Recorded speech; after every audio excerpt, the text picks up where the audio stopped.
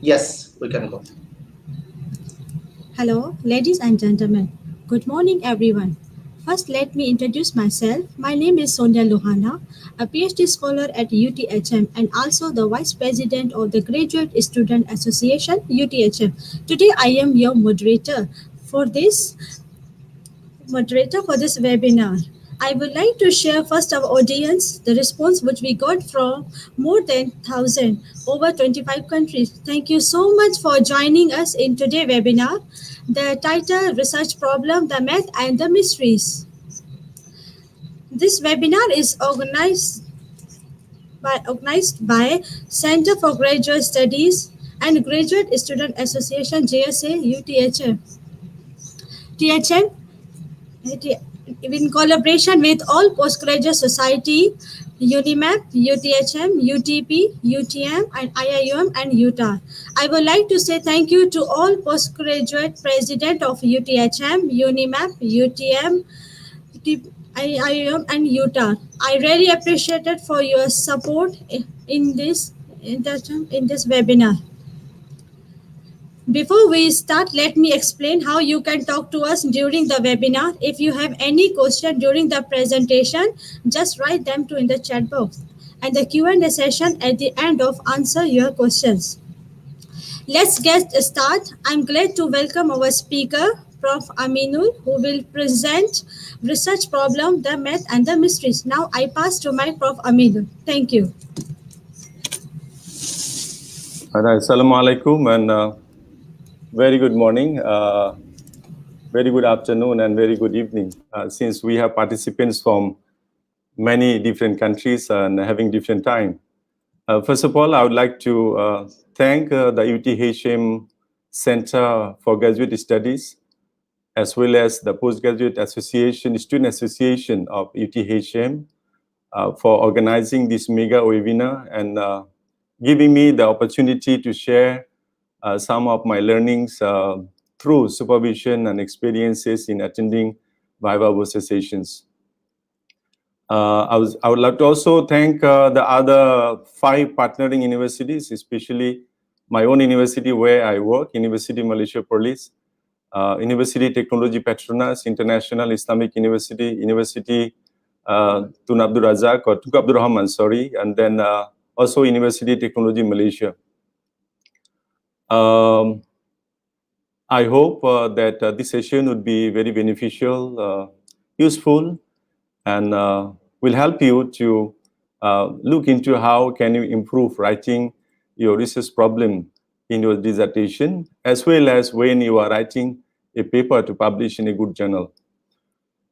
Research problem is something that is a serious problem for students who are doing PhD as well as who are writing papers. We see students always struggle in the Viva Voce sessions answering the question of what is your problem, what is your research problem, what are your issues. Even when students are meeting supervisors, students are also grilled by supervisors on all those questions, all right? So with that little introduction, I would like to share the screen and let's talk. Let me present a discussion from the slides that I have prepared.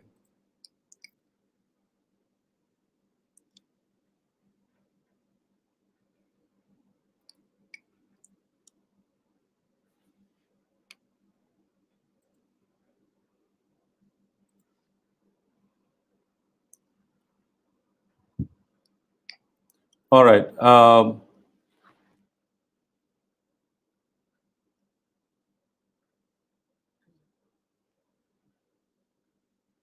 When I used to attend Viva Voce sessions, sometimes we ask students, what is the research problem that you focused in your study? And we are puzzled and sometimes surprised to see funny answers, you know, like there was a case a student answered like, you know, I had a lot of problem collecting data, talking to people and fine-tuning the research title. So we tell a student that is not the research problem, that is your problem that you encountered during the research. And then we do have also a problem like when we ask the student what is your research problem? Then a student try to focus on independent variables they have. So for example, like I do have students did a PhD on the title of effect of CSR on organization performance. And then I used to ask the student, what is the research problem? He say, it's about CSR. Then I smile at him and I say, this is not your research problem. These are the issues. What is your research problem? Then he pondered for a while and he say, it's about CSR. So I say, it is not. So I say, what is your study all about? He says, it's about CSR. Then I ask the student, what is your dependent variable? Then the student says, organization performance. Then I tell the student, basically, the problem comes from independent variable. That's what your nucleus of research. That is the main theme of your research. Okay, so when you finalize a title, and then you try to focus on identifying a research problem, then you will run into trouble sometime also, unless if you have a problem in hand, and then keeping a problem, then you finalize title, that could be even much better. But again, when you have a title, please understand that as simple as that, your research problem should be the dependent variable. So when you start writing research problem, you should be starting from research, the dependent variable, not the independent variables you are talking about. So that's the first, the mysteries that we have with the students when they are writing a research problem. So when we, for example, we have health issues, I'm not feeling well, so that is the main problem. And then why I'm not feeling well? Because I have cough, I have body ache. So those are the issues that you look at. The same like when you are looking at organization performance, and then you are looking at what are factors affecting the organization performance. So organization performance is your research problem, and you have issues or sub-problem that help you to solve the main problem, okay? Or that contribute to the main problem. So if you solve those issues, the main problem would be resolved.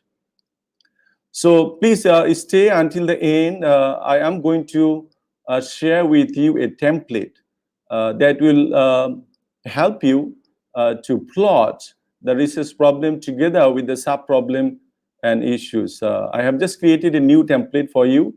I'm very sure, inshallah, is going to help you a lot to look into your research problem and how do you basically synchronize your ideas and then you present in a cohesive and logical manner, okay?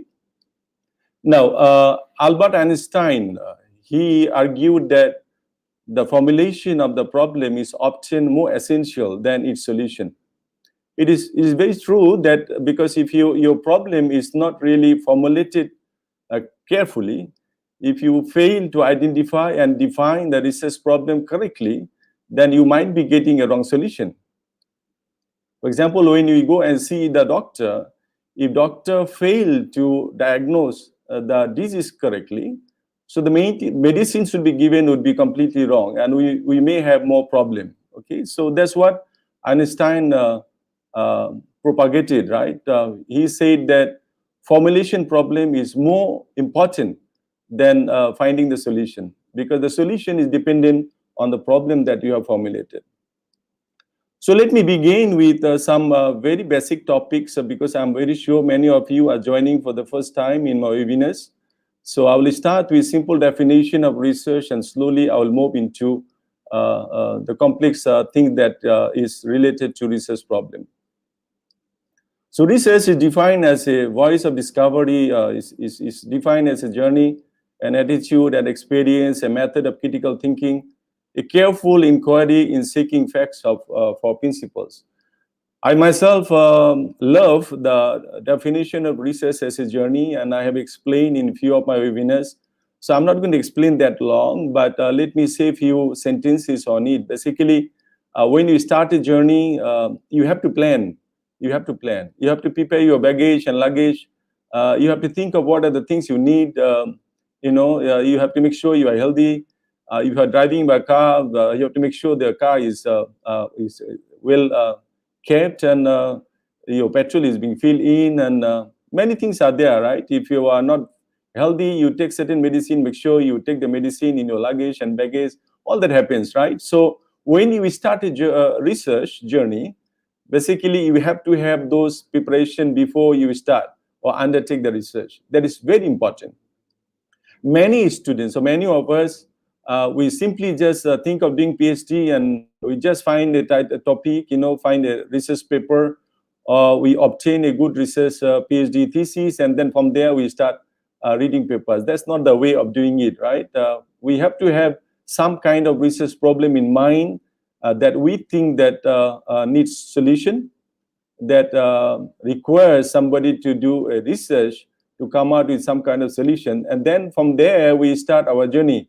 So we start looking into relevant papers, we read books, we read magazines, we consult with experts, supervisors, professors, colleagues, and all that. So that's how you start preparing before you start the real journey, okay? And then when you are in a journey, in travel, during the travel, you will meet many different experiences, right? So those will not somehow should not demotivate you or stop you to your travel, right? While you are driving, you may see some accidents took place.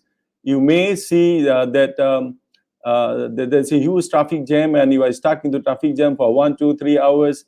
That doesn't mean that you are going to turn back and stopping the journey. Because you plan to reach somewhere, so you have to face all that, and you have to make sure you reach the destination. So a research is like that, especially those of you who are doing PhD. It is very normal that when you start very well, because you plan well, everything is ready, so you kick off. And then during the journey, many things happens. You have problem with supervisors. You may have problem getting relevant articles and journals. You may have problem with the title and you have to change the title. You may have problem of identifying and defining really a good research problem. There are many things goes on. You go to the proposal defense and somehow they ask you to redefine. You couldn't defend yourself. So you have health issues, problems. So many things comes in during the journey. But what is important is we have to make sure we reach the destination. We have to get the PhD degree. And what is more important is the research problem that we have identified, we have to make sure the solution is there. Getting PhD is one, but what is more important is the problem that you focus, the answers should be there. That is very important, okay? So let me stop there on the definition of research. There are many definitions are there in the literature and books. I'm not going to look into that more detail. The slides will be shared in my YouTube channel. We'll attach it there. You can download and you can have a look and review it. There shouldn't be a problem. We'll do that soon. Now, in a more formal definition, we say research is an organized, objective, and systematic process to study a particular problem that needs a solution. So we have to be very careful, and we have to understand it very well from the very beginning when you start your PhD journey.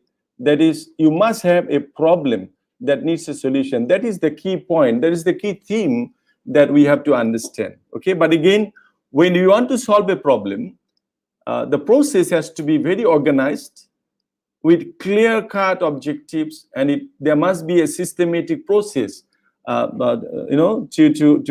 be undertaken. So the focal point is always the problem that you have identified, and you have to make sure something that bothers somebody, that is a concern, and it needs solutions.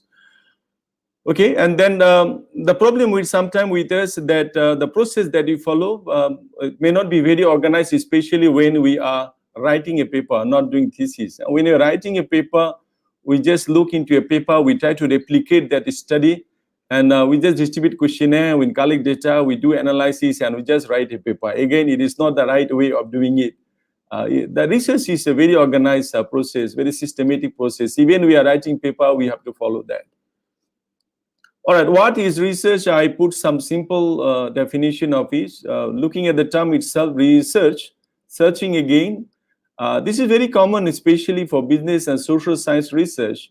When we undertake the research, we see hundreds of people have done research in the same area. And then even many supervisors or examiners will ask you the question, why you are doing research again on the topic? So possibly because the problem has not been solved properly or fully, right? So searching again, that's the first definition.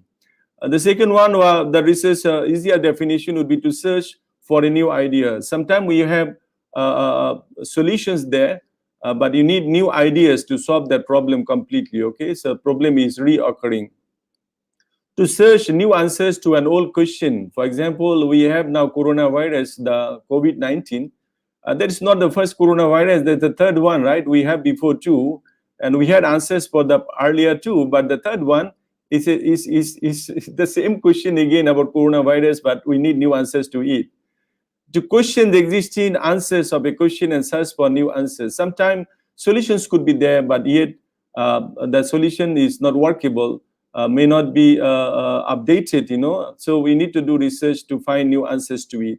While we go through a few more slides, inshallah, I will explain more on it. Why do we do research? There are a number of reasons we conduct research, but I have summarized in a very simple 3 sentences. Because social realities evolve and change. The society that we live keep changing, right? The way we talk, the way we live our life, the way we lead our organizations, the way we hang around with our friends, the way we communicate with our relatives, our family members, everything changed due to technological advancement and all that. So when you have changes in the society, the policies, the regulations, all that we have, the SOP that we have may not work anymore. So we have to do research to find out something new to cope with the new realities that we face. Number 2, because ideas evolve and change. Ideas keep changing, right? Ideas are basically first time we think of something, we talk about it, and then it become concept, then construct, then we come out with the theory. But ideas also change because our life is still changing. When the lifestyles are changing, definitely ideas will change to cope up with the changes taking place. All right. And number 3, because solutions to the problem are contestable. That's what earlier also I said, because solutions could be there, but because social realities are changing, because we are living in a hyper turbulent environment, everything keeps changing, right? And because of that, we have to do research to find out something that help us to solve the new problem that is arising now. Now, let me also explain some misunderstanding about research. Many of us, we feel just collecting facts and information is a research, but it is not. If you're just collecting fact and figure and you feel I have the data and you just write a paper without any clear purpose, it is not a research. You are just compiling facts and compiling the facts and information, okay? So research, as I defined earlier, it is a systematic, objective and objective process, right? So we got to be very careful on it. We cannot simply just collect some information and facts and then we just present it and we send it for publication. The paper would be rejected. There must be specific purpose of collecting information. Reassembling and reordering facts, that's what we also do many times. We just collect data and we present in a different way and we go for a descriptive paper and we think that this is a very good paper, but it's not a good paper. Unfortunately, there is not a research even. Okay, I have attended few conferences and I have seen many papers presented by participants doing this kind of research and reassembling and reordering facts and information. They just collect information, reassemble them, reorder them, and just describe them. That is also not a research. And also as an esoteric activity with no or little relevance to everybody's life. If we are doing a research that benefits only very few people, then that is also not considered a research. Research should be benefiting a lot of people, a good segment of society or a nation of the world, because we spend or invest a lot of time and energy and money. So when you take up any research projects, it should benefit many people. And number 4, also as a term to get your product or idea noticed or respected. Basically, when we write a paper, basically we want our product or idea to be noticed, then also this is not a research, this is basically advertisement. So we have to be careful on that also. So we do have misunderstanding on the definition of research, what is not research and what is not research. So I thought that it is better we clarify at the beginning before we move into research problem. Now, these are the components of empirical research, and it starts with research problem. So please understand that a research start with a problem. You must have identified and defined research problem correctly, okay, before you move on. And then from research problem, we will translate them into research question, few research questions. So research problem then transferred or transform into small different kind of research questions. And then from research question, we move on to research objectives and the research follow on, okay?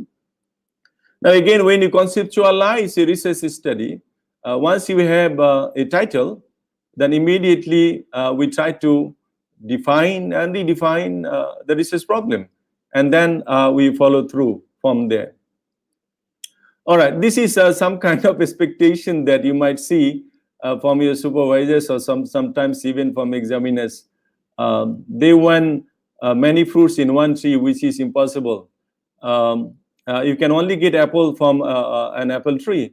You cannot expect oranges from an apple tree, right? So there's always a question from students. Even many students ask me, in social science research or business research, or even in science research, once you do literature review and then you choose your variables, they will always expect some citation. So many students ask me, if you want citation for every variable, so how do you expect me to come out with a new variable? That's a very valid question, right? It's a very important question. Basically, we do not want you to produce oranges from an apple tree. What we want to see is, if you are planting an apple tree, then make sure your apple tree produces the apple in bigger size than the normal one. Or could be your apple tree produces more volume, more number of apples than a normal apple tree produces. Or probably your apple tree produces apple is more sweeter, more nutritious, okay, more delicious. So that's what we are looking at. So we are looking at the kind of research that you have undertaken. Definitely research have been done by many researchers before you have undertaken your research. You do research in the same area, and then you produce the similar kind of results that is expected from you. But what is new is, as I explained, that apple tree, you have the apple size is bigger, or number of apples are bigger that the tree produces, or the taste is different, okay? So in a way, in social science research, what we do, we extend the theory, we validate the theory, we verify the theory, we nullify the theory, we test the effectiveness of theory. That's what I'm talking about. So I will have more slides on it, and I will discuss more about it later. But again, one more point, let me talk now.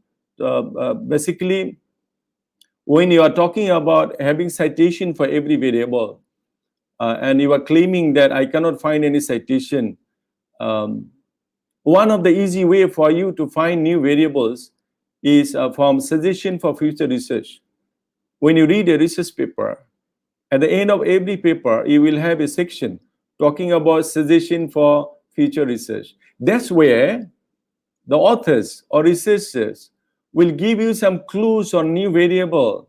They will tell you that we have not been able to test these are the variables. So possibly future researchers should take into account of these new variables in their research. So that's where you get new ideas, the new variables which have not been tested.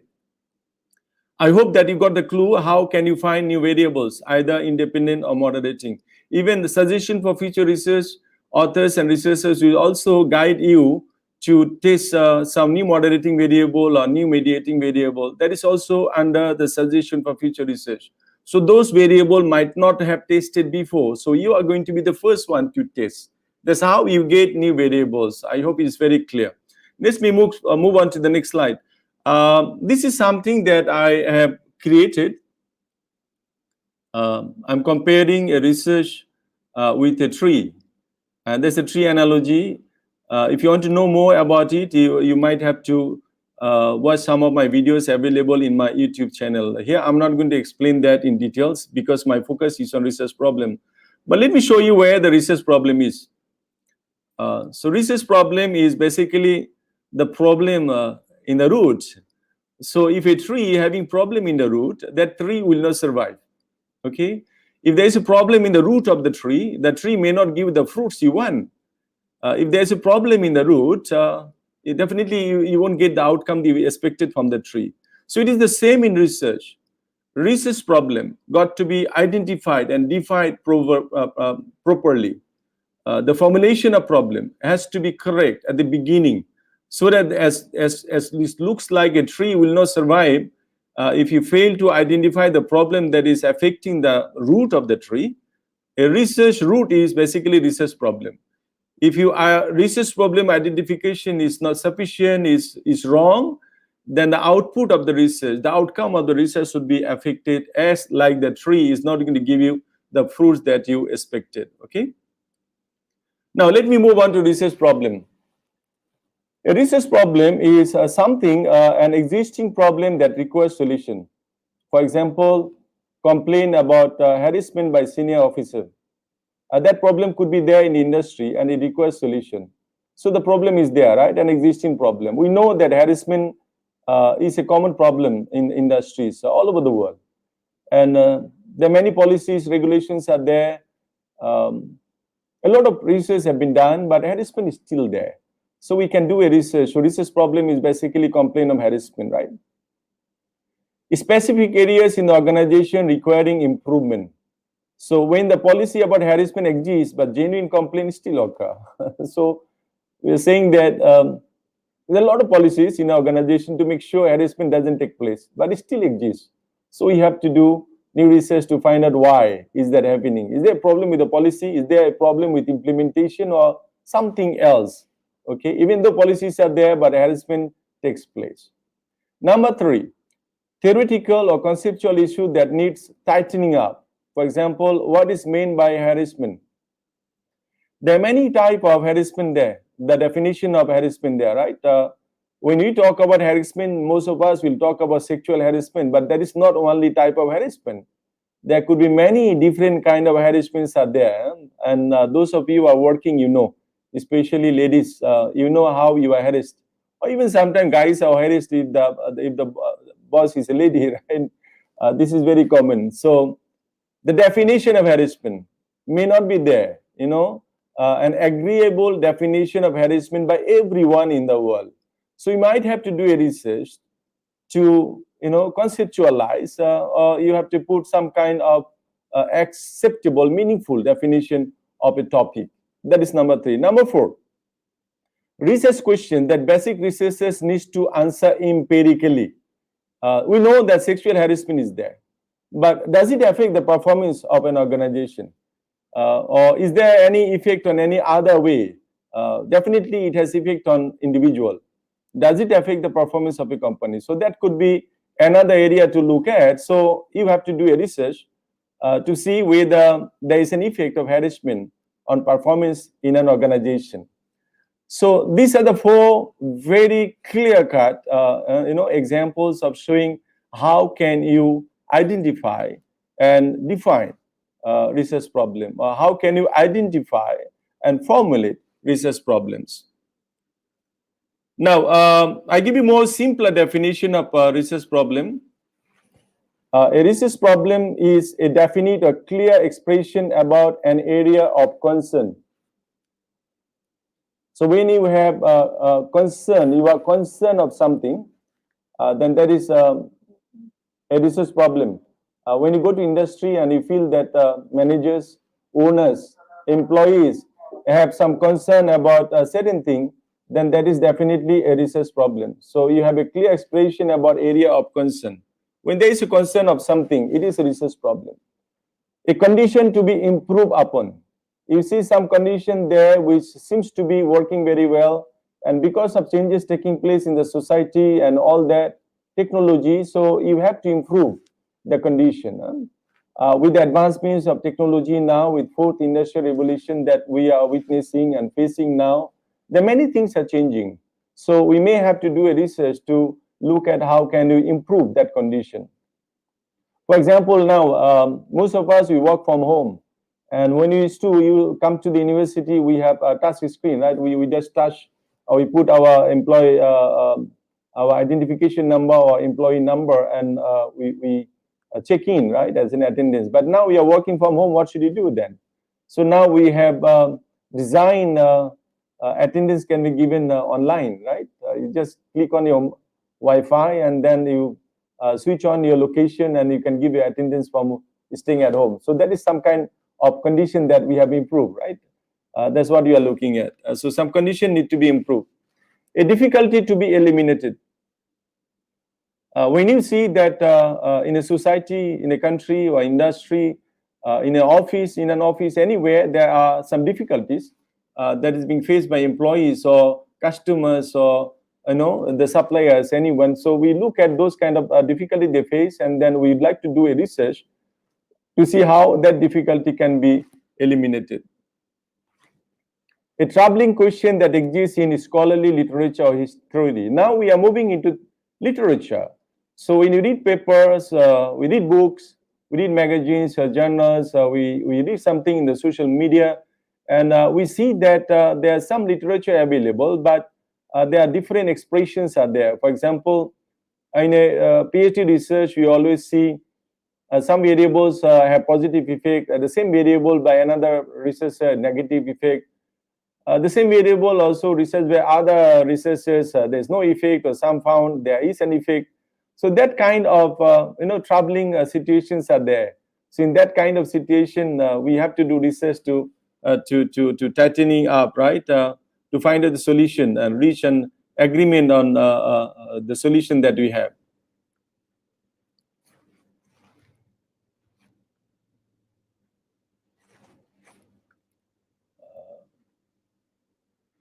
Okay, a question that researchers want to answer, or a problem that a researcher want to solve. So there is a question in the industry or in the society, and as a researcher you would like to answer, okay, or as a researcher you would like to solve that question by doing a research. You want to find solution or answers to that question by doing a research.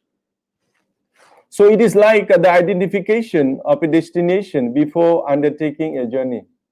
So before you will start your journey, as I explained at the beginning, identification of this destination is same as identification of your research problem, because at the end of it, you will have an answer to that. When you complete your research, you reach the destination. It's like you are traveling. When you reach there, you reach the destination.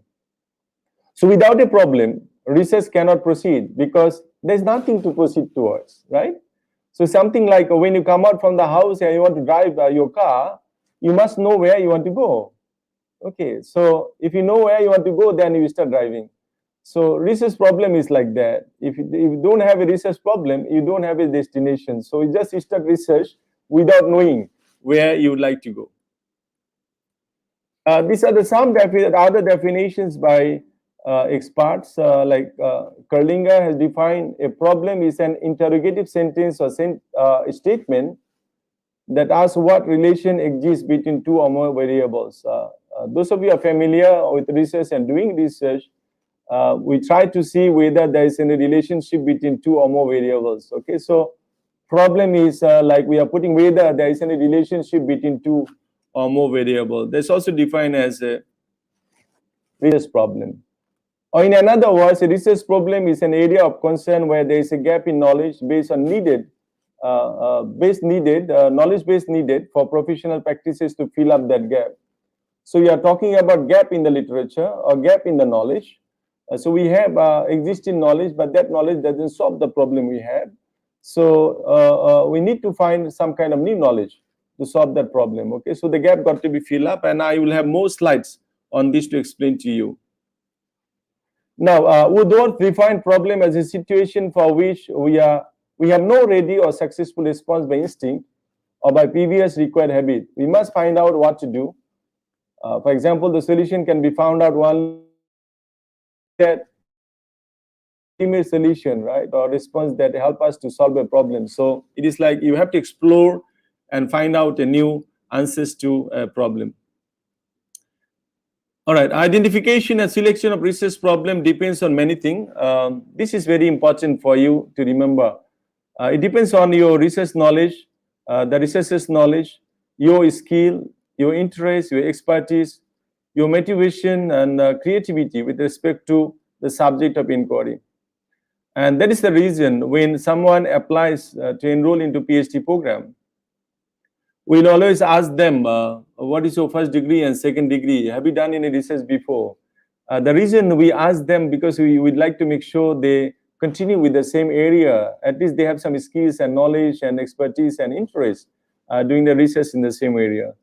So and that's the reason we do not want students to divert from one to another. If somebody doing marketing master's and degree, we do not prefer the student to do PhD research in management simply because of that. Because if you want to identify and select a research problem, how correctly are you going to do it? It is dependent on your knowledge, skill, interest, and expertise. And definitely that will be also a contributing factor to motivate you. That will be contributing factors to lead you to some kind of creativity to find out the solution that you would like to, the problem that you would like to undertake. Now, the challenge is finding the right kind of information. Okay, that is the common challenge. Most of you, I'm very sure at the beginning of your PhD journey, is to ask your supervisors, what do I get paper? Where do I get paper? It's a very common question. But there are 4 sources I'm going to explain you that helps you to identify research problem and identify your research gap. The first one is definitely intuition. Intuition is our conscious or subconscious mind. You know, it comes in your mind through your upbringing in the family, the education institutions that you have studied, the friends and relatives that you have mingled around, the kind of environment that you have been living, all that will constitute some kind of intuition in you. So when you thought of doing a research, your intuition will tell you that I would like to do something like that. Okay, so that's where you will start. The first idea is start with intuition. So once you have the intuition, then what you will do immediately, you will try to meet with people who has some kind of experience in it, who has done some kind of research on it. So you're looking at somebody who has some kind of experience on it. So that might give you some clues, some useful information, some relevant information for you to define the research problem or identify the research gap. And then third step, we will be doing some prior literature review. What you do once I have the intuition, I have in mind that this is something I would like to pursue, and then I consult with some experienced people, for example, potential supervisors, some professors, some people who have done research before, talk to your parents, talk to your friends, you know. So you have been meeting with them and you are getting some kind of feedback from them. They share the experience with you that help you to define, redefine, and fine-tune the research ideas you have. And from there, you follow on, then you started identifying certain research papers relevant to your idea. Then you read them, you understand them, you review them, you understand them, then you summarize them. You know, finally, you compare and contrast of the findings of previous researches. From there, you can define your problem and you can reach some kind of situation whereby you should be able to find the research gap. And finally, you may have to meet with people who has authority in that area. For example, like if you are doing a research on human resource management, then you should be meeting a human resource manager from industry. You should be meeting a professor who has been supervising students on the areas of human resource management. That's the fourth step that you look at. If you follow these simple 4 steps before you start your PhD, before you undertake your research, okay, that will be very helpful for you. Okay, so you go through these 4 steps, you should be able to define your research problem correctly, and from there you should be able to identify the research gap that you would like to pursue. Now, importance of problem definition. As we say that a problem well defined is half solved, meaning that if you are being able to define your research problem correctly, then half solution is already there. It's like, for example, when you go and see a doctor, if doctor is able to find out the real disease that you are suffering, then it is already like half solved before you take even medicine. You yourself will feel relieved. You'll feel like, oh, okay, this is what is happening with me now. So if I take this medicine, I'll be okay. So in a research, it's like that. Once the problem is identified and defined properly, then half solution is already there. How the problem is framed determines what solution is obtained. So framing of research problem definitely will provide what kind of information, what kind of solutions you are going to obtain. So it is very important. The research problem drives subsequent stages of the research process. As I have shown you, the elements of an empirical research, and I have shown you that it all start with research problem. So if your research problem identification definition is wrong, the subsequent stages should be also wrong. Okay, so we have to define research problem correctly, because it will have effect, significant effect or impact on the subsequent stages in the research process. Proper problem definition ensures that research results will meet decision makers' objectives. So when we undertake research, it's not that we want a degree only, right? We remember we said we'd like to solve a problem that somehow affecting a person or industry or society or a country or the world. So we have to have that kind of solutions, right? So when we define problem correctly, at the end, when we have the outcome from a research, that will help definitely on the decision makers of our country or the industry, okay, to make a decision on certain problem they face. Now, why research problem is important? Also because it establishes the importance of the topic. It creates the reader's interest. It focuses on the reader's attention on how the study will add to the literature. I always tell participants of webinar that when we start watching a movie, at the beginning few minutes will be setting the plot, so creating the drama. So setting the plot for the movie. So if you like that plot, you might continue to watch the movie. You know already what is going to the movie all about, okay? So you'll continue watching the movie. If you don't like the plot, you may not continue watching that movie anymore, okay? So a research problem in a research is that important. If you identified it correctly, the reader will continue to read. If they read your research problem and they cannot identify what is research problem you are talking about, or the importance of the research problem affecting the society or industry or people, they might not be continuing reading your paper or reading your thesis. So it's very important. It is very important because you are setting the plot for your research. You are setting the plot of the movie. So it's very important. Okay. Now, justifying the importance of research problem. So you have to justify based on what other researchers have found. This is one way of justifying your research problem. So that's where we refer to research articles, research papers. We read research papers and then we see what they have done, and from there I try to identify what they have not done. So if you're identifying a variable, you have to cite where did you get it. That's what it say, right? Justify based on what other researchers have found. Then justification based on personal or workplace experience. This is very important. In my experience, in most of the cases of attending viva voce session or proposal defense, or even reading research papers, students always refer to literature. Most of the time, they fail to show evidence that where the problem is rooted. Say, for example, if you are talking about human resource management, then the problem is rooted in the organization that you talk about. If you are doing a study on manufacturing industry, then the root of the problem is manufacturing industry. That's where you have to have some evidence. You have to have some data that shows there is a problem.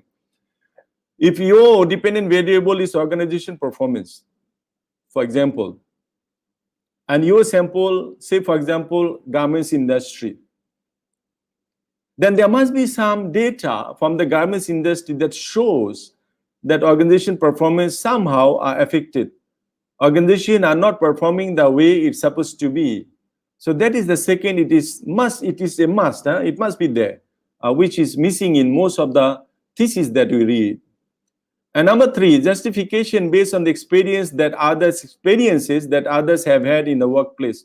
So again, now we are referring to the data and evidence. Okay.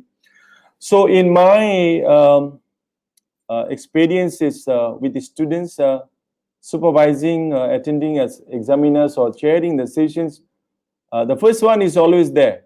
You justify your research problem based on what other researchers have talked about.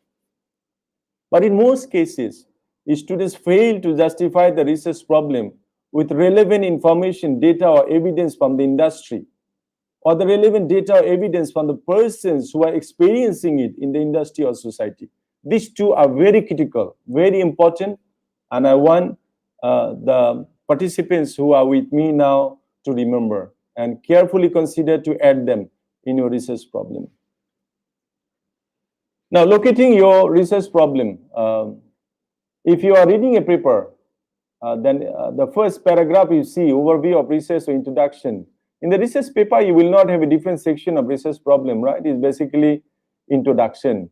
So that's where there will be some sentences like the problem addressed in this study. So you know already there what is problem there. So the issue or problem or the controversy that leads to the needs of the study will be definitely written in the first paragraph. The same goes to you when you are writing your research problem in a thesis. You have to describe the controversy being there in the industry or society or the country, okay, that leads the need for a study. Okay, you have to describe the concerns, you have to explain the concerns that is there in the industry, and then you have to portray it, you have to show it to the people that there is a concern and this has got to be undertaken. So locating exactly where the problem is rooted is very important. Huh? Now, determining whether a research problem should be researched. You have to ask a question. Can you study the problem? Sometimes the problems are there, but you may not be able to do a good study to find a solution to the problem. We have to remember that the time for a PhD is about 3 years, right? You can extend up to 5 years. So 5 years, even not that very long time for you to solve a serious problem. So when you identify a problem, make sure you ask yourself, can I study the problem? Do I have access to the research site? So you have to get the data from the root of the problem, right? Where the problem is rooted. So we have to have access to the research site. Do we have the access to the research site? If you don't have, you should not be continuing doing research, right, on that area. Do I have the time, resources, and skills to carry out the research? There are many researchers, especially in science, economics, in accounting, finance, where you need special skills to carry out the research. So you have to look at yourself. Do I have that kind of skills and acumen? Do I have that kind of resources and time to conduct a research on that area? Now, the next question would be, should I study the problem? So you see there is a problem, you have access to the research site, you have time, resources, and skills, but the next question is, should I study the problem? So then again, you will continue asking question, does it advance the knowledge? Remember, your PhD is an academic degree. If you're writing a paper, it is an academic paper. So you have to see whether there is an avenue for you, there's a scope for you, there's a premise for you to advance the knowledge. You are adding on something new, a new knowledge contribution, which is expected from a PhD. A good research paper also should show some kind of new knowledge in the paper. So you have to ask yourself, does it advance knowledge? Do I have a scope or premise to add new knowledge in this area? Second question is more important. Does it contribute to the practice? Okay, that is the main complaint that we have from the industry. I have opportunities of meeting many industry leaders, and most of them, they complain of PhD degree. They say PhD is a true academic degree and it doesn't have any application to the industry. I say that is not true, but some of the complain. So when I supervise my students, that I always focus a lot on it.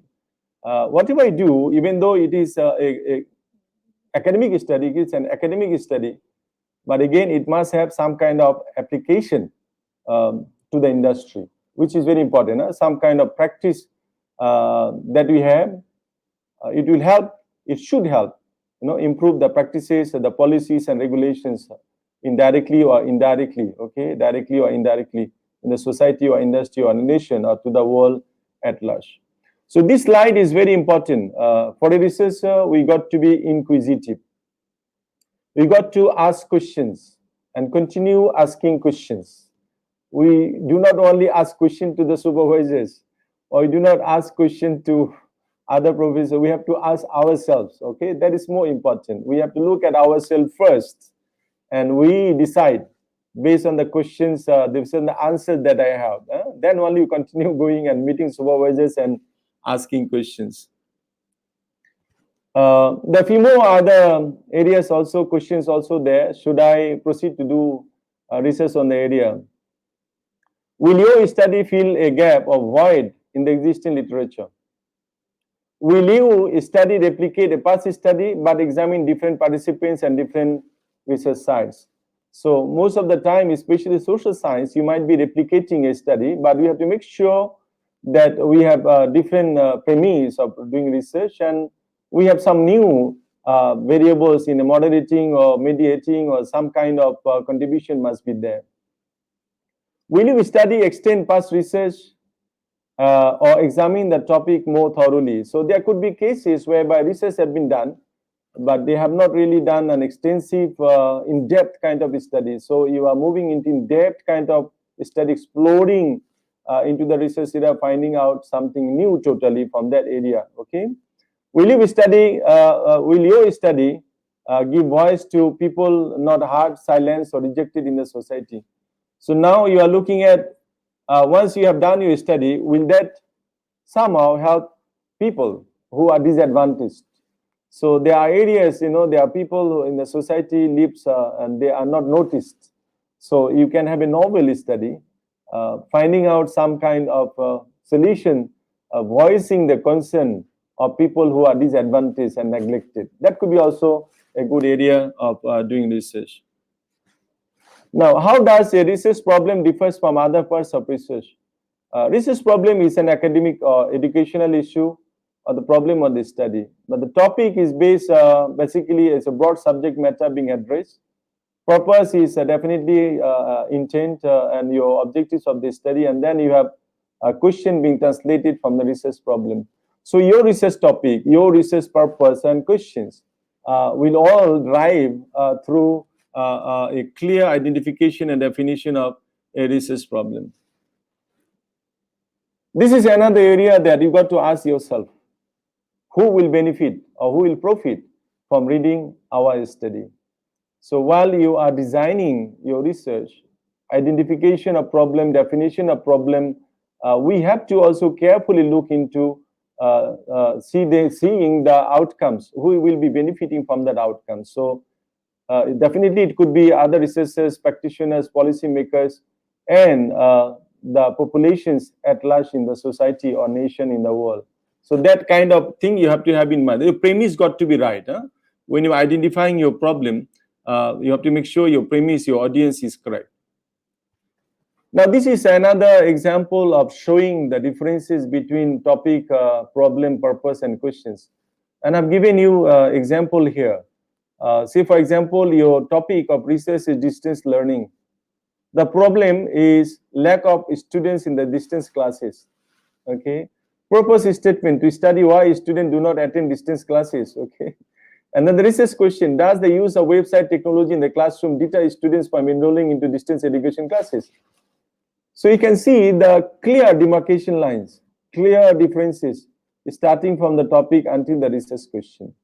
So we have a topic in mind, idea in mind, then we identify research problem. From there, we lead to a purpose statement, and then we proceed to research questions. So this is how most of us used to be, right? How to get started, where to start. I remember even in my own PhD journey, I wrote my research problem about 19 times. Every time I wrote, my supervisors was not happy. They say this part is okay, this part is not okay. So I wrote again. They read it again. They say this part is okay, better, but this part is still not okay. So it's about, I remember 19 times, to satisfy my supervisors writing the research problem. Because that time, I did not have clear understanding of research problem. I did not understand that my research problem come from dependent variable, and independent variables are the issues. That simple thing was not in my mind. Okay. So how to start? Again, you have to start with asking question.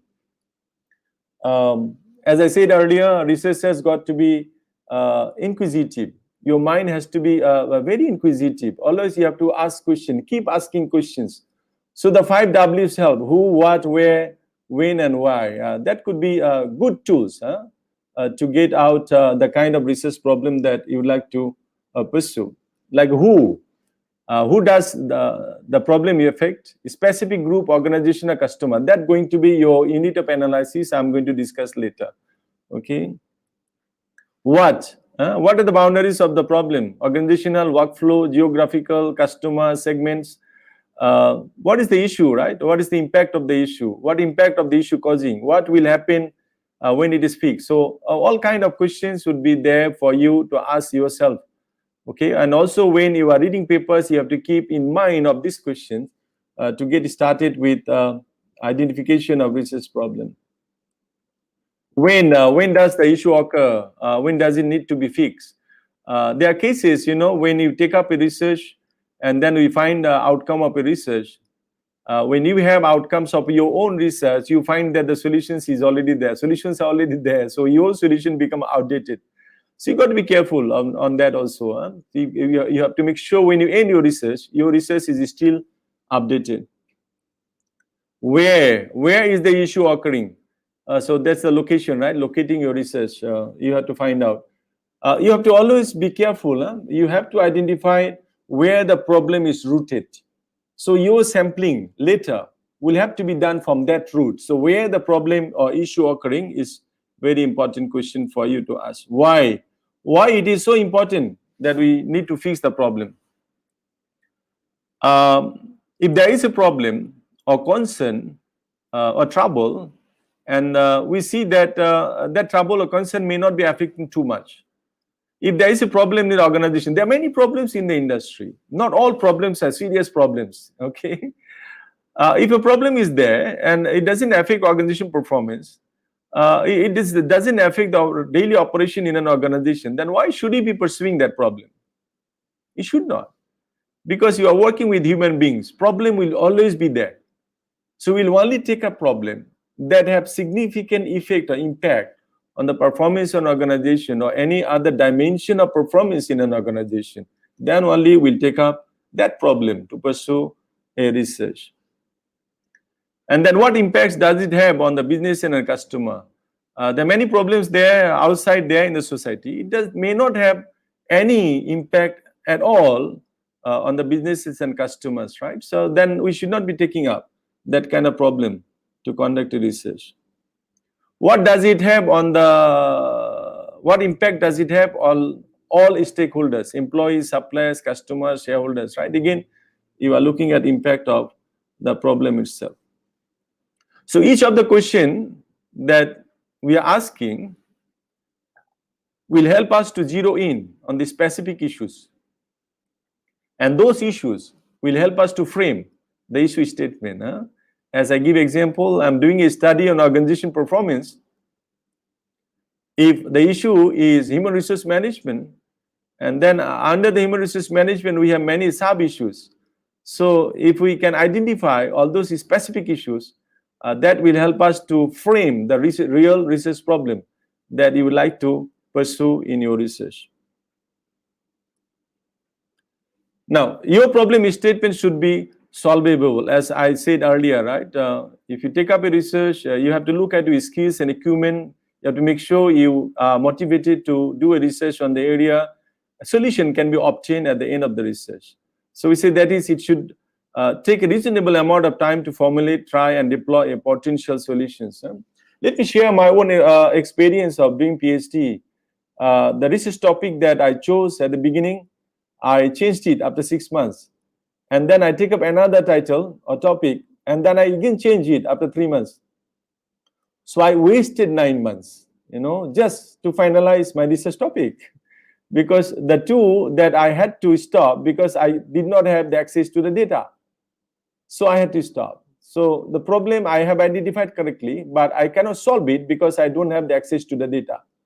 So when you identify research problem, make sure you have access to the data, you have enough number of research papers, you have necessary skills and equipment to analyze the data, those kind of things that you have to always ponder before you define and finally decide to take up that research problem to do a research.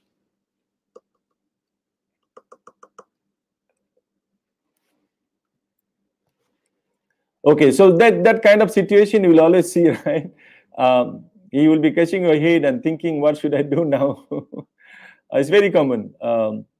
I still have many students completed 1 year and has not written the research problem yet. Still reading papers, not sure what to do and what to write and where to start.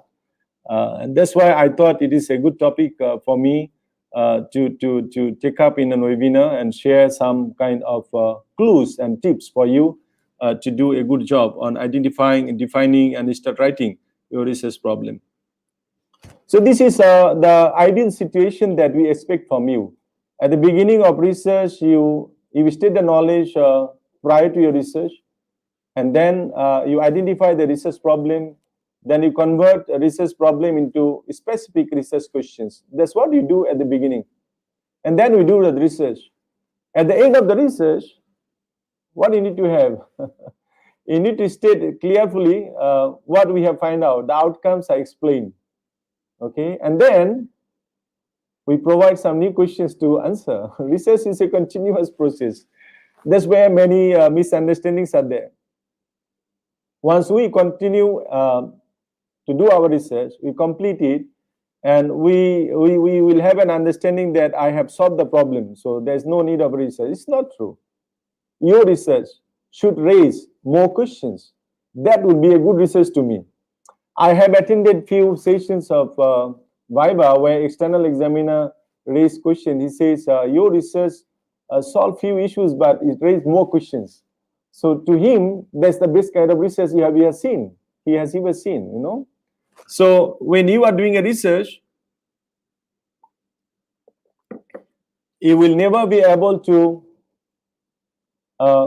find solution completely. There could be still incomplete solution. Doesn't matter, because that's where question comes like, I have 7 hypotheses, Prof, and then I got only 3 accepted. What should I do?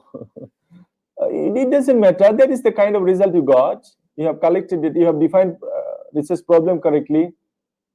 You frame your research. You have done your literature review. You have hypothesized them. You have collected data. You analyze them.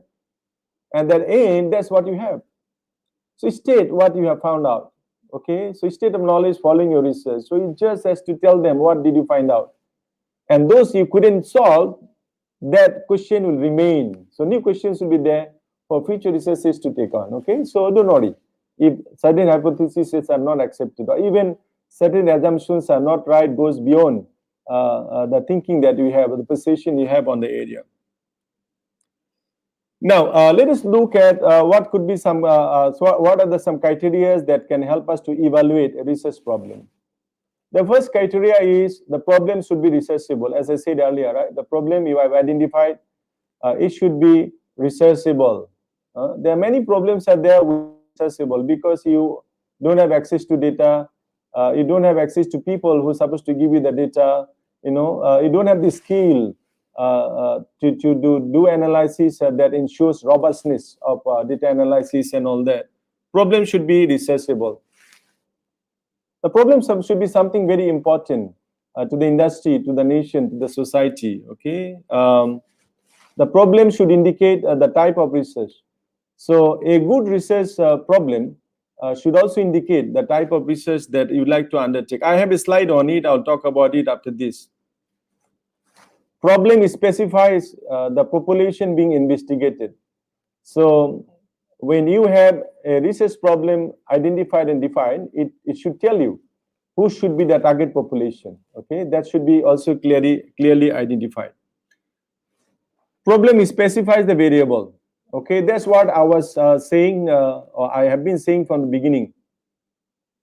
Research problem start with dependent variables, and then you narrow down to your independent variables.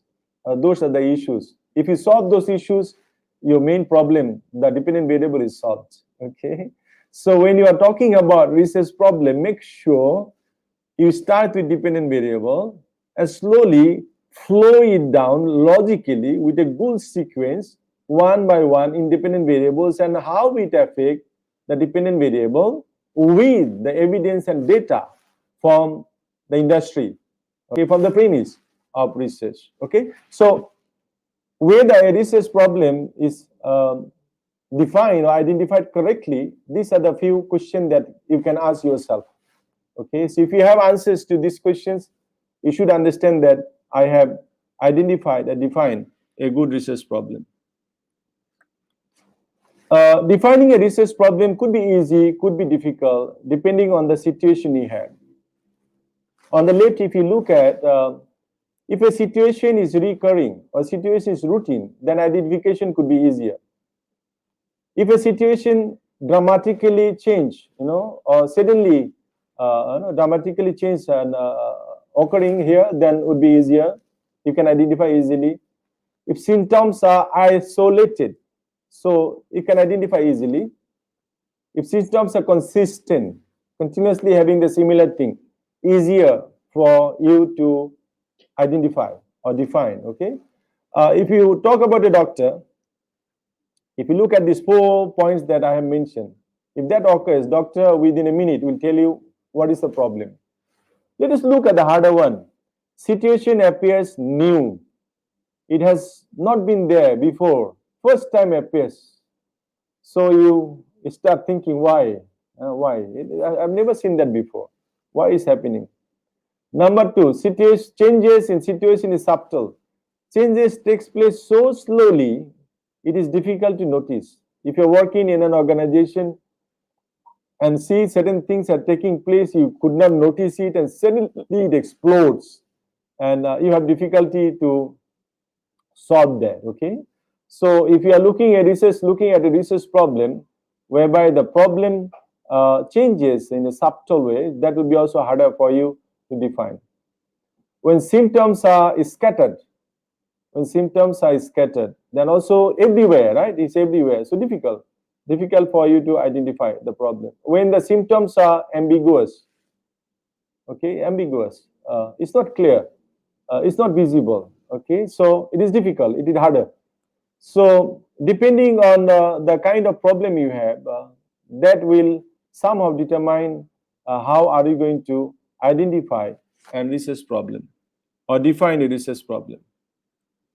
Now, the sources of research problem. There could be many different kind of research problem sources, but I will categorize them into 3 broad categories. Now I'm moving into straight to PhD research, or a research that undertaken to write a good research paper. Okay, so the first sources of problem is knowledge or theoretical gap. So we look at existing knowledge, theories, and find out whether those theories and the knowledge is enough to solve the problem. The second one is industrial, practical, or contextual issues, which we often mistake.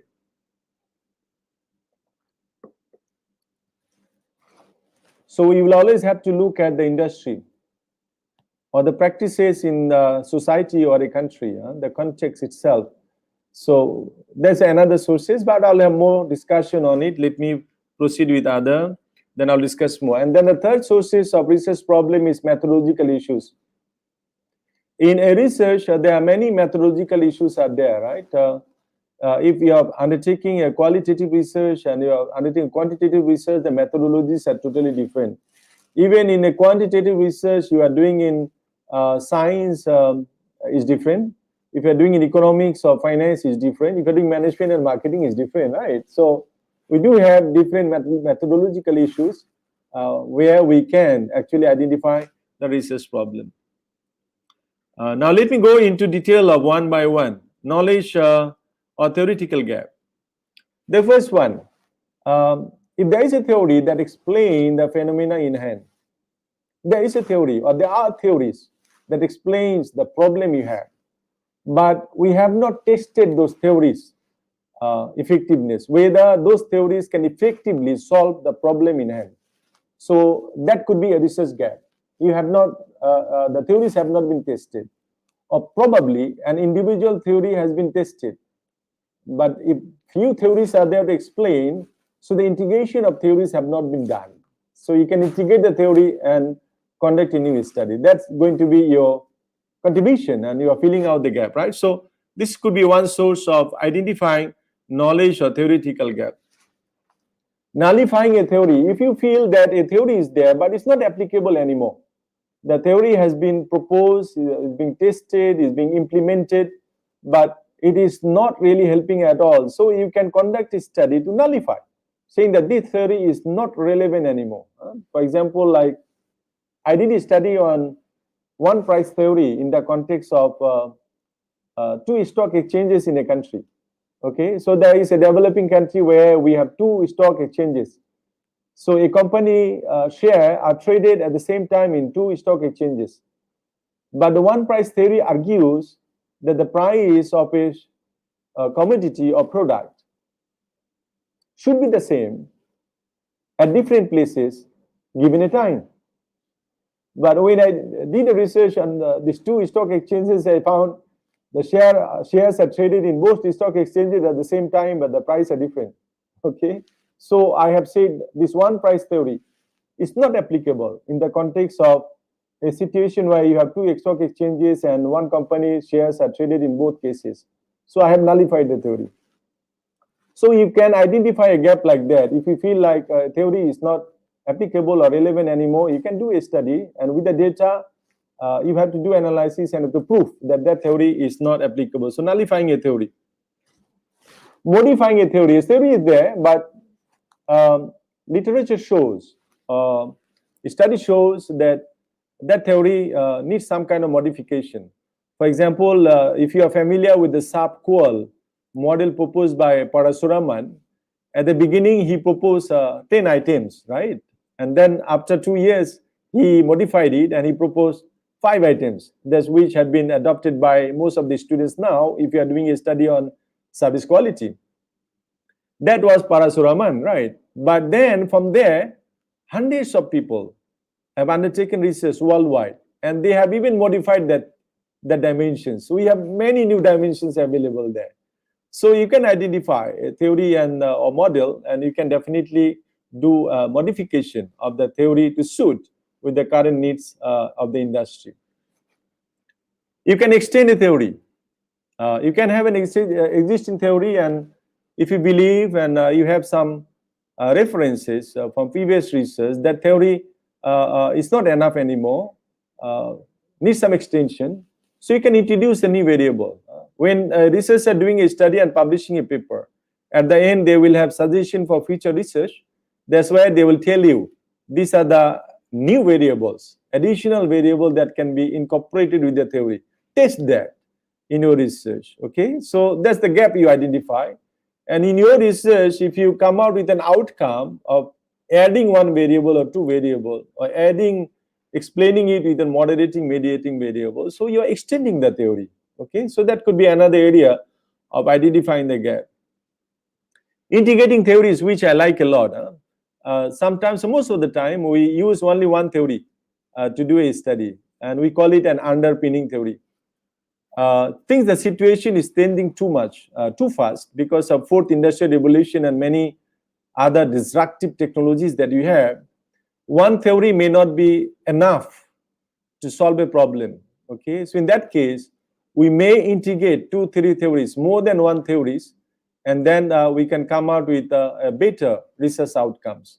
So what can we do? We can propose a new framework. So we will have one underpinning theory, and then we have few supporting theories. So one underpinning theory, the dominating theory would be the underpinning theory, and you have few other supporting theory. You can propose a new framework integrating few theories. Okay, so there is a gap. You can argue that most of the researchers use a single theory. No one has tried to integrate few theories and do a study. So there is a gap. So we would like to take over I would like to take that case in my study, and I would like to integrate and propose a new framework. It's going to be definitely a very good research. Validating a theory, all right? So you are checking whether that theory is accurate. So you're validating. A theory has been there, has been accepted as a very good theory. People have used it and implemented in the workplace of that theory. But there are data that shows that that theory needs some kind of validation.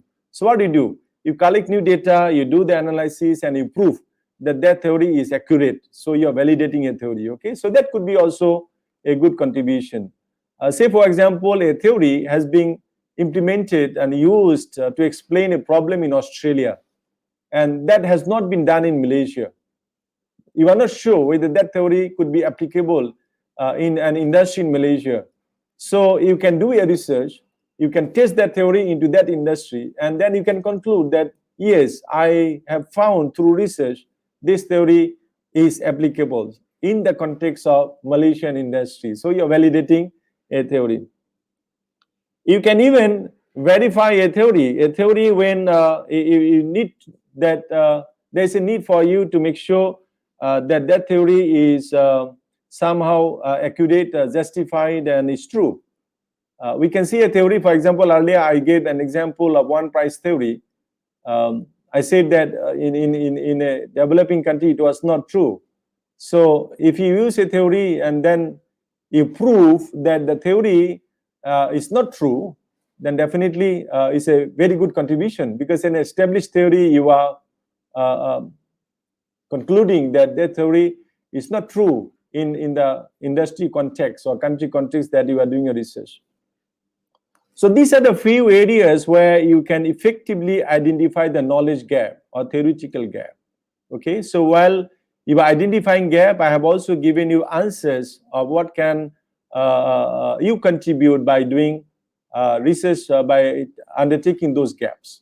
Okay, so this slide is very important, especially those who are undertaking PhD now, or you are thinking of conducting a research to come out with a very good research, because most of the time the question that make students sweat okay, the question that an author find it difficult to answer from reviewers, that is, what is new, what is the novelty of a research. Okay, so novelty will come from these areas. Okay, I have given you 7 areas of concern, but there could be many other areas where actually you can identify the knowledge gap or theoretical gap and conduct a research. The second area is definitely methodological. There could be some methodological issues there. For example, you can propose a new methodology in the context of your research. Now you can see many people are conducting research using content analysis, which we have not seen before. So you are proposing new, like you say that this area, previous researchers did not use content analysis, so I would like to use content analysis. But just saying I would like to use content analysis is not enough. You have to prove that the new methodology was effective, was good, right? At the end of your research. So that could be one issue, that the current methodology is outdated, it's not effective, so you'd like to propose a new. You are testing a proposed methodology in a new context. Say, for example, a research has been undertaken in the manufacturing industry, and you want to use that same methodology in the purpose of doing research in the service industry. So you are testing the proposed methodology in a new context. It's possible, right? So there is a gap, that a methodology has been undertaken in certain areas, but not used in certain other areas. So there is a gap, and you can fill up the gap by doing a research. This is very important, integration or triangulation. Now there is a new trend in research. Actually, we always propagate now, we always recommend students to use this integration. Just quantitative analysis is not enough. You can validate the qualitative analysis with some qualitative analysis. Okay, or you can go for even triangulation, qualitative, quantitative, qualitative. So you do literature review, that is qualitative, then you collect data and findings, that is quantitative, and after that you conduct interviews or focus group data to validate it, so another qualitative. So qualitative, quantitative, qualitative, or quantitative, qualitative, quantitative. That's what we call triangulation. or you can have mixed method, just qualitative and quantitative. So if you have evidence that previous researchers have not used a mixed method or triangulation, and you are the first one doing it for the purpose of having better outcomes, you can show proof that you are contributing something new. Okay, so this could be another very good methodological issue that can be pondered. Developing new instruments. There are instruments available, and if you adopt it, may not be always suitable. If you adapt it, then reviewers or examiners may still question you, because developing new instruments have to follow certain procedures, right? If you're developing new instruments, then you have to follow 3 steps. First step, you have to consult with experts. Say, for example, 2 from industry, 2 from academia. So you send your instrument to 2 professors and 2 industry experts, and you get feedback. After getting feedback, you refine your questions. Then after that, you have to do a pilot testing. And based on the pilot testing, you refine and edit your question again. And before finally you distribute, you have to do another pre-testing. Okay, so there are ways of doing it. So if you are developing a new instrument, definitely it's a contribution, but you have to make sure you follow the protocol in developing new instruments. It's going to be a huge contribution in the research field. And you can also validate the instruments in the new context, right? We understood validation, right? We have to collect the data and we have to prove that that is true.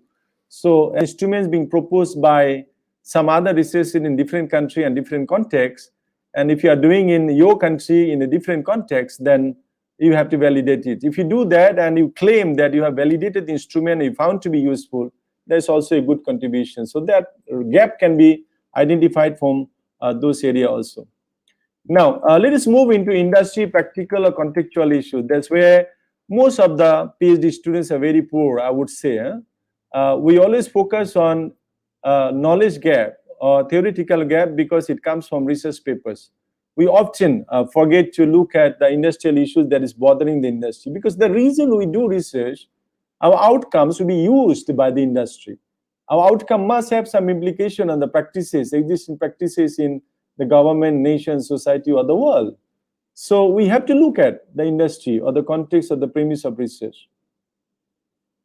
When there is a new issue arise, then there is a gap there, right? For example, now with COVID, almost every industry has have new issues.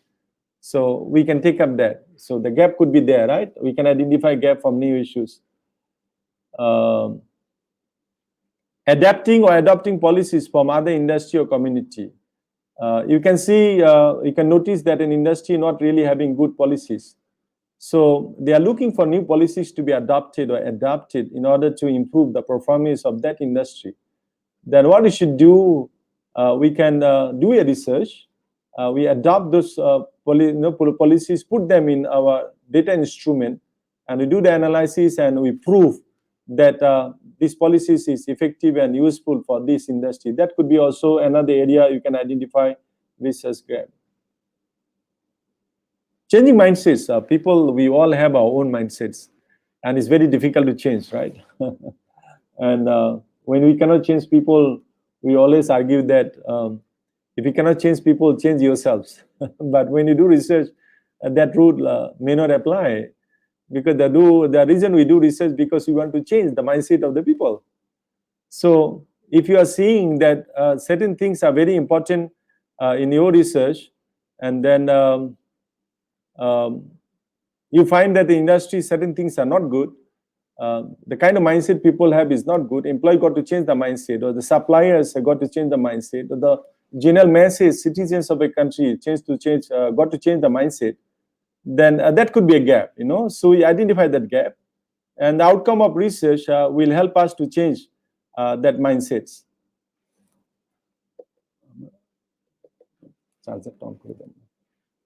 So we can actually identify gap whereby we're looking at the mindsets of the people, and outcome of the research will help us to change the mindset of the people in an industry or nation or in the country. Okay, so changing mindsets could be another research gap, could be very useful for us to look at. And when you see problem reoccur, I have given example at the very beginning of my talk today, right? Harassment in the industry or workplace, very common, and it's recurring. Okay, so this is not only one absenteeism problem, turnover problem, and there are many other problems there. So those problems can be taken up, and then we conduct a research and propose some policies at the end of it that could help the industry solve those issues. Okay, so I talked about three broad areas: the theoretical or knowledge gap. I talked about methodological gaps, and finally, I look into practical and contextual issues. From my understanding and experiences dealing with students and reviewing papers, most of the authors or students are very good in identifying the knowledge gap. But in terms of identifying the industry or practical gap or methodological gap, that's where students or even authors are very poor. And I think we should be very concerned and we should look into it. All right. Now let me summarize into one slide of other areas which can help you, ways can help you to identify and define research problem. I have talked about it before, consulting with experts. This is one. Your personal experiences that you go through. If you're working in an organization, say for example, you're working in an accounting area, then you have some experiences when you are working. So from there, you can actually identify the gap. And that could be a good object to take up to do a research. If you are doing laboratory research and there you identify certain gaps there, you see the current product available, material available. Based on your experience, suddenly you feel something is not there, you take it up. So personal experience could be useful to identify research problem. Practical experiences, very good one. While you are really encountering certain things, from there you can take up, identify and define the research problem. Critical literature review, which is the most important one for an academic research. When we do research, we have to read a lot of papers, right? For PhD, we always say there should be at least 200 citations. And out of 200, there should be 40% papers coming from latest 5 years, meaning out of 280 papers should be latest 5 years. So you are critically reviewing literature for the purpose of identifying and defining research problem. For this, you can listen to my video on systematic literature review available in my YouTube channel. Those of you who still have not subscribed my YouTube channel, you can or you should subscribe the channel so that you get all updated videos would be useful and relevant to your research. Okay, so critical literature review. There are 2 videos available in my YouTube channel. When you have time, please listen to me to understand better. Okay, you have to look at the folklores. Look at the people. The way they work, the way they talk, the way they eat. The kind of behavior, customs, cultures we have. We have to look at all that we see among the general masses of a country, all the workers, employees of a company. From there we can identify certain things that because earlier remember we say we have to change the mindset of the people. So if you want to change the mindset of the people and you want to make them a bit better, then you have to look at the folklores. That may help you to identify the gap, and you can take research looking at those areas. Brainstorming could be another way. I think most of us we do, sitting down and thinking based on my experiences, consultation with experts, based on the literature review, based on my own experiences, based on my observation of the folklores and all that, we start brainstorming to define the research problem we have. And I always recommend as a researcher, we should always maintain an ideas notebook, right? I have spoken in my earlier many webinars that researchers should have a notebook, and I call it ideas notebook. So you keep that notebook with you. Ideas do not come always. Whenever you get simple ideas, just note it down. Jot it down. While you are in the market, you are playing games or whatever. Many times while you are playing games, suddenly you are stuck in the research and you got an idea. Jot it down. You are driving and then you are thinking of your research, you are stuck and you are thinking, suddenly the idea comes in. Write it down. You may forget after that. So brainstorming, could be another very good way of identifying the research problem or research gap.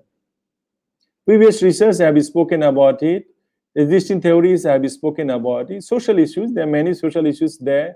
The current issue that's affecting us, many of us, almost every country, the divorce rate is more than 30%, which 20 years before, the rate was like 4 or 5%, right?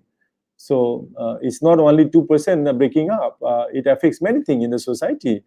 The way they work and many other things, having single parents, kids, and many other problems are there because of that. So many other social issues are there, like the example I've given you. So we can pick those social issues, and then we can do a research and coming out with some outcomes that help us to solve those problems. And finally, when you are exposed to field situation, this is especially for those of you doing pure research, pure science research, or engineering research, or medical research. It is always exposing into the field, right? You are going to the laboratory for PhD. If you are doing PhD for doctors, when you meet the patients, observing them in the hospital. If you are doing a research, for example, like chemistry or physics, you are in the laboratory looking at the instruments and chemicals that we have. So when you're exposed to field situation, you may find certain gaps there, and you would like to undertake research, and then you have to have some outcomes to solve, fill up that gap. Well, let me move into very specific topic now. What are the steps in identifying a research problem? But again, I put on the two bars, right? On the list, I say read about your interest. So you always have to have your interest in mind. Talk to your colleagues on the interests you have. Find out what others are doing, right? So this could be one side, and the other side, you observe the environment around you. You got to be inquisitive, as I have been arguing. You got to be curious. Why is that happening? Why is that happening? Where is that happening? So you start questioning, right? I have slides on where to start that question, right? So you have to be curious, and you got to be inquisitive. You got to keep asking questions and questions. So keeping in that mind of two bars, the 6 points I keep that. You have to keep that mind, and then you have to start identifying the research problem. The first one, you have to identify or outline the areas of interest. When you would like to pursue a research, you may have many areas in mind, but even you have one area, but one area under that you have many sub areas. You cannot do everything in one research. So you outline your interests. Then after that, you choose a topic, right? From there, you talk to people, you talk to your colleagues, you find out what other people are doing, you're looking at the environment, you are asking questions, you are curious, right? All that, you choose a topic. Once you choose a topic, then from there, again, you narrow down your topic. For example, if I want to do a research in finance, there's so many things in finance. If you want to do research in management, there are so many things. Which area? Even if you narrow down it to human resource management, even human resource management, there are so many different things. So you got to narrow your topic, okay? You narrow your topic. And then after that, you identify the research problem. So first, you outline all the areas of interest you have. From there, you choose a topic. Then you narrow down to your topic. Then only you identify the research problem. And then from there, you translate the research problem into your purpose of the study, and then you translate into research questions. Okay, so these are the very simple 5 steps being recommended. But going through the 5 steps, you have to keep in mind on the 2 sidebars information that I would like you to keep in mind before following up with the stages or steps of research problem definition. Now, what are the process? What is the process of problem definition? Quite similar than the earlier slide, a bit different way of presenting it. You have to understand the business situation. So you have to identify the key symptoms. For example, when you are going to see the doctor, you are not healthy. Why you are not healthy? Identify the key symptoms. You got cough, you got body ache, you got runny nose, you got fever. Those are the symptoms. So you got to do that at the first stage. Then you isolate the problem from symptoms. Okay. Like in our research, we have dependent variable, right? Say, for example, organization performance. And then the symptoms are what? The independent variable you look at, because when you look at organization performance, the performance is dropping, right? That is your symptom. Why it is dropping? Because employees are not good. So why they are not good? Because there are lack of training and development programs, something like that. Employees are not motivated. Why they are not motivated? Because the performance appraisal was not done properly. Because the salary or remuneration not given properly. Okay, so you have to identify the problem from the symptom. Write down managerial statement and corresponding research objectives. So now you are moving into writing down the purpose, clear research purpose from those symptoms and research problems. So you are going to say, to investigate the relationship between this and this, right? So you are now writing these statements. And this is what very important. Now you have to determine the unit of analysis. I have one slide on it, so I leave it now for the time being. And from there, we continue to determine the relevant variables that we have. For every research, we have many variables, right? That varies, a situation that varies, right? That what we call variables.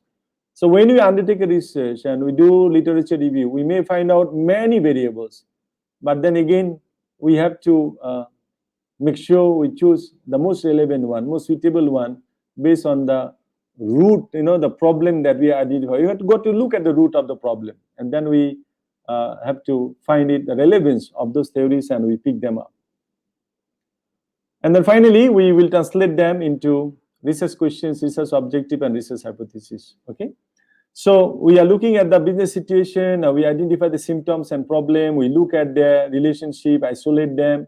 Then we have decision statement. We have the main purpose of the research. We determine unit of analysis. Then we determine relevant variables, and then we see the relationship between variables, right? Those become your research questions, objectives, or hypothesis. Okay, this is unit of analysis. My experience is not very good with the students on it. During the Viva process, we ask the student, what is your unit of analysis? And many students will be staring at us like first time they hear about it. So unit of analysis is as simple as the unit that you analyzed in your research. So if you are collecting research from employee, then employee is the unit of analysis. If you are analyzing the organization, data about organization, then your unit of analysis is organization. Okay. So this is individual. It could be customer, could be employee, could be owners. Then your unit of analysis is individuals. It could be households. You may have collected data on the families because the problem came from family, extended families, and so on. If that happened, the problem may come from the families. In that case, your unit of analysis is household. You may collect the data from businesses and business units. In that case, your unit of analysis is organization. And then if you are collecting data from departments like sales department, finance, accountants, and IT and all that, then your unit of analysis is dependent. And sometimes even you may have unit of analysis at geographical area. You collect data based on geographical area, and then you do analysis on it. Okay, and then even we have objects like products, advertisement. So products could be one. So for example, like electronic products. So that could be your unit of analysis. You have many different kind of electronic products in a sample. Then that could be also unit of analysis. Okay, there could be also sometimes multi-level analysis of variable measure when you have more than one units of analysis. Okay, here one point I would like to remind you to remember: if your unit of analysis is individual, then you cannot use organization level theories. So you have to carefully look at the theories available, and you are taking them as underpinning or supporting theories. You have to carefully look at the assumptions of those theories. Every theory has assumptions. So if those theories assumptions are individual, then you cannot use that theory for organization level analysis. So if your unit of analysis is organization, you cannot use individual level theory. It must be organization level theories, okay? So you have to look at carefully. What we do most of the time, we just pick up a theory and we feel that this theory explains this variable, so I take it up. And then I say this is my underpinning theory. But if an examiner is a very good one, or the reviewer, your paper reviewer is a very good one, he will go to the theory. If he doesn't know, he will review the theory and see the assumptions. If assumptions are organizational, then you cannot use individual level. If the assumptions are individual level, you cannot use for organization level analysis. So you got to be very careful. You can fail in the final viva versus simply for choosing wrong theories, because your theoretical framework is the most important, because that frame the research problem into a framework. So your solutions is based on the framework that you have designed. So the data is collected from the unit of analysis. So the theory got to be also, that based on that unit of analysis that you do. Now, the process of the definition also, you will be looking at variables, right? Which I'm not going to explain a lot. If you want to learn more on the variables theoretical framework, I do have a video in my YouTube channel, the platform for research and development. There is a video on theoretical framework, conceptual framework. Please watch that to understand more on it, because this is not my topic. But yet, when you write a research problem, basically you will be writing from dependent variable to independent variable, and then moderating variable. The flow would be there. Okay, so I'm just reminding you on that. And then when you have a research question would be transformed into, research problem, you would be transferred into research question and research objectives. So I put it in the blue. Research question and research objectives often differ only in terms of phrasing, whether it is a question or it's a statement. If it is a statement, it's a research objective. It's a question, then it's a research question. Basically the same. Sometimes a student asks me, can I have more objective than more question? Or can I have more question than more objectives? I will always tell them basically they are the same. So if you have 5 objectives, there should be 5 research questions. Unless if you have 5 objectives and you combine 2 objectives into 1 research question, then the number could vary. Okay, but again, you have to always remember the breadth and depth of questions and objectives. For master level, we look into breadth, but when it comes to PhD level, we look into the depth.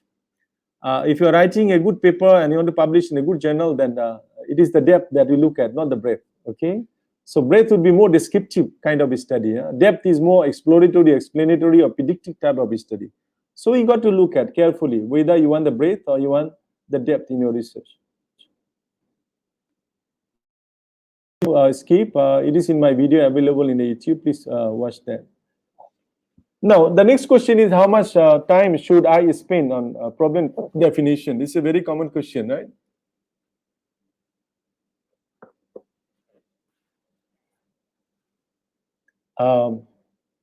Most of the universities, again, depends on the university. We expect a student to defend his research proposal within a year, if the student is a full-time student, within a year. Some universities expect within 6 months. Personally, I would say that I would like to see your research proposal done at least within 1 year. So research problem definition, then how long should it take to define a research problem? I would say not more than 6 months. 3 months even would be better. Within 3 months, you should be able to read about 30 to 40 papers. And from there, you should be able to write your research problem. You are writing literature review and identifying the gap, looking at the industry, talking to people. You should be able to define the research problem to proceed on your research. So 3 months to 6 months maximum. Now, there are few areas the business are changing and influencing our research, which we got to look at. There are many factors changing researchers' mind, the mindset of researchers. Okay, number one, the information overload. Because of social media, disruptive technologies, we have too much of information, right? So we have information overload, and that somehow determines the kind of research topic that we'd like to take on. The technological connectivity. I remember when we did our research, I had to go 5-6 universities and look at one by one journals, and page by page to find out whether there is any relevant papers. But now it's not like that. It's just a fingertips. You just click and you get hundreds of papers. So technological connectivity is also changing, right? The way even a student living in a different country, supervisor living different country, things are happening like that with COVID and definitely with technological advancement. That shifts the nature of research that you do. Shifting global economics, we know there is a shift now, right? One country dominance is almost over, and that is affecting every country, and every country has opportunities of reshaping their own economy and growing, in a faster space. So that also gives us some space for new research. Critical scrutiny of business. Now there are more scrutiny in business. As we know, 70% SMEs do not survive more than 3 years or 5 years. 70% SMEs will die within 2 years or 3 years. So definitely scrutiny has got to be done. A person investing a lot of time and energy and all that and starting a business and doesn't survive more than 2 years or 3 years is a serious problem, right? So that gives you the scope of identifying a problem that you got to handle. You can take up a research on it. Government intervention. I think now you can see almost all countries in the world, government is interfering more than before. Government interventions are increasing in every aspects because of technological advancement, disruptive technologies that we have due to fourth industrial revolution. It is necessary with some cases, may not be necessary in some cases. So we have to do undertake research to find solution to it, right? Battle for analytical talents. Now there is a new area, we call it business analytics, right? Analytical talent is necessary. Now we are not looking for people who can be talented only one area. We look at multi-talented people and having special skill, analytical skill, analyzing the data. Big data, business analytics are the topics of the day now. So if you are doing business research, then you got to look into it. And if you are doing a finance, accounting research, fintech, blockchain, those are the topics of the day now. If you are doing a computer related, information related research, then Internet of Things, IoT is the topic of the day, right? Blockchain definitely related to you. If you are doing a science research, there are many topics such that is available, right? Computing power is speed, as well as there are many new research perspectives available. We talk about triangulation, talking about content analysis. There are many other way of research perspectives available. So these are a few factors that I have put on the slide that may help you to decide. Those of you have not started, those of you have not written a research problem, have not finalized the title, may shape your thinking of where should I be continuing my research, okay? And if you are doing a research to write a good paper, these are the areas would be very good for you to think about.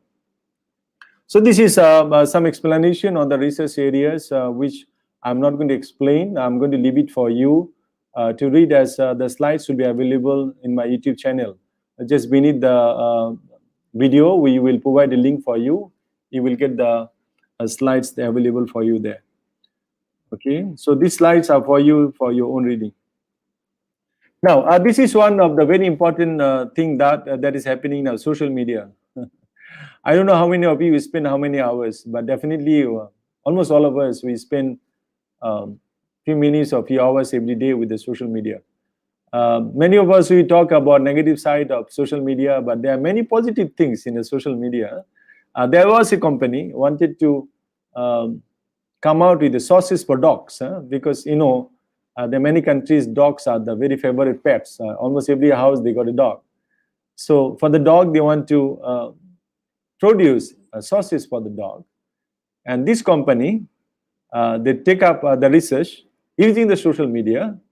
So they invited 300 dog lovers and they asked the question. And within 6 months, they throw the product in the market. Within 6 months, 6 weeks, sorry, within 6 weeks. So it took only 6 weeks for the company to produce the sources for dogs. But if there was no social media, this company may have to go to door, right? Asking questions, giving them the question, collecting data, analyzing them, and coming out with some conclusion. What kind of sources should be produced for dogs? But because of social media, it's easier. And if you are doing PhD research or any research to publish paper, if you want to distribute questionnaire, the easier way now is what? You just create a Google form and you just create a link and give it to the email, right? People just click and fill up the form. Is so easy. Unless before we used to email, we have to download the question, we have to fill up and all that. It's not like that. It's easier. So social media is making our life, researchers' life easier. We should, get familiar with all those things available and make our life easier as a researcher. There are a few kind of research studies that you look at. I put 4 there. Reporting, descriptive, predictive, and exploratory. And definitely you have one more. What is that? Exploratory, right? So this 5 kind of research design will have influence of research problem, or the research problem will influence you which kind of research types you are going to select. Okay, so make sure once you have the research problem identified, then you choose the proper research design. And as I was saying, when you write a research problem, it should provide some kind of indication what kind of research approach you are going to, research design you are going to adopt in your study. Whether the research that you have identified needs a descriptive kind of study or predictive kind of study or exploratory kind of study, you have to observe and carefully analyze before you deciding which research approach or design you should be accepting. Now, this is an example of how the flows of ideas goes on in a research problem statement. You start with the topic. From the topic, we move to research problem. Then we justify it. Then we look at what are the gaps available. And then finally, we choose, right, our audiences. So this is how it is. I've given you 2 examples. And the slides will be available. So basic idea, if you look at first few slides that I talked about, we start with the topic, then move to research problem, then we justify it, we identify the gap, and then we relate it to the audience. The problem occurs, the root of the problem, where it is located, right? So this could be an example of the flow of research problem statement when you are writing. I've even given you an example of a statement of research problem, the topic, and then research problem and background, justification, deficiencies, and audience. I've given an example. Since the slide will be available for you, I do not want to spend time on these slides. This is another example of how we write, starting from research problem to a purpose of the study, then from there we proceed to research questions. Okay, now I want to move into very important one. The framework of research problem, VISAR 2008. He has given a framework how a research problem should be framed. And he classified into 3 different levels. First, content theme. Your research problem should come from social, environmental, ethical, or stockholders' view. Okay, so this is what we call it content theme. So it's a knowledge, right? Content theme. Your research should come from social affairs or ethical things or environmental issues, all that. Knowledge type, he divided into 2, theoretical and empirical. Okay, so theoretical we know is normative or non-normative. Empirical, we are looking at qualitative or quantitative, the kind of the research have been undertaken. So knowledge based or knowledge type. And third one, he has talked about analysis level. So you are looking at global, regional to your country or sector or industry level. So there are 3 different ways of framing your research problem. This is recommended by VISAR 2008. Let me show you how can you frame your research problem following VISAR 2008. So this is an example I'm going to show you. This is how it is done, content theme of research problem. So remember, it talks about social issues, environmental issues. So here you can see social issues, and then we talk about organizational, human rights and all that, so environmental issues. So we put it based on the content theme. Research problem is framed based on social, environmental factors. Then proceed to knowledge type. So this student is looking at empirical. Most of the study has been done using macro factors, but this student is looking at macro, meso, and micro factors. And she combined the 3 in her research, and that become her contribution. And she has given all the references at the bottom. So you can frame your research problem based on the empirical findings on the knowledge level by this way, right? With proper citation. And this is another knowledge type. She is moving into her moderating one variable. That's where she has contributed. And she has put the citation, proper citation, that industry sector and the country of origin, these two has been extensively studied, but the identifying the outcomes are not really helpful explaining that. So she has identified gap on that. These two factors may explain better with the relationship between independent and dependent variable. And she explained more, right? Knowledge level by empirical and then empirical, right? And this one is a very important one. She contributes a lot on the methodology. Okay, so she has found out from suggestion for future research of past research papers written. Okay, so she found that authors recommended that the future study should improve and refine methodologies. Okay, by using multiple level of analysis, which has not been done before. Okay, and number two, she said researches on CS are frequently incomplete as many studies suffer from methodological inadequacies. And she has a citation saying that methodologies are not really adequate. And number three, she said methods as a website reporting analysis, course of best practices analysis, or index analysis are less common, only 30%. So she has a citation on that also, right? So she has identified 5 areas of methodological gap, and she tried to fill up those gaps by doing research. Okay, so if you can identify this way, your proposal defense of final viva voce would be easier. You can defend your work very well because you identified it correctly. At the end, you must have solution to this problem, and definitely you will have solutions once you have undertaken a very good research. And then she looked at again knowledge by theoretical, knowledge gap by theoretical, and here you can see that people have recommended that future research should involve multi-level studies. So multiple theory perspective has not been done before. And then there are certain theories are there, potential theories. Those theories has never been used. And she have identified some theories that are least used, okay? So even in terms of theory, students have identified the theoretical aspects of it. Multiple theoretical aspect, potential theory, and least used theory. And that helps her to identify the gap, and she has taken up that to fill up the gap available there in the research, okay? And now she has looked into the analysis level, coming from global to regional and finally to her country. So in a research problem, that's how we have to zoom in. You talk about region, the global level. From there, you have to come to regional, and then you move into individual country of premise that you use in your research. I'm reaching at the final stage of my presentation today. As I said at the beginning, that I'm proposing a new template for you. I'm very sure you have never seen this template, and this template, I believe, going to make your life very easy and simple, inshallah. So this is the template that I have proposed. Remember, at the beginning, I said your literature gap comes from 3 areas: knowledge or theoretical gap, methodological gap, and practical gaps, right?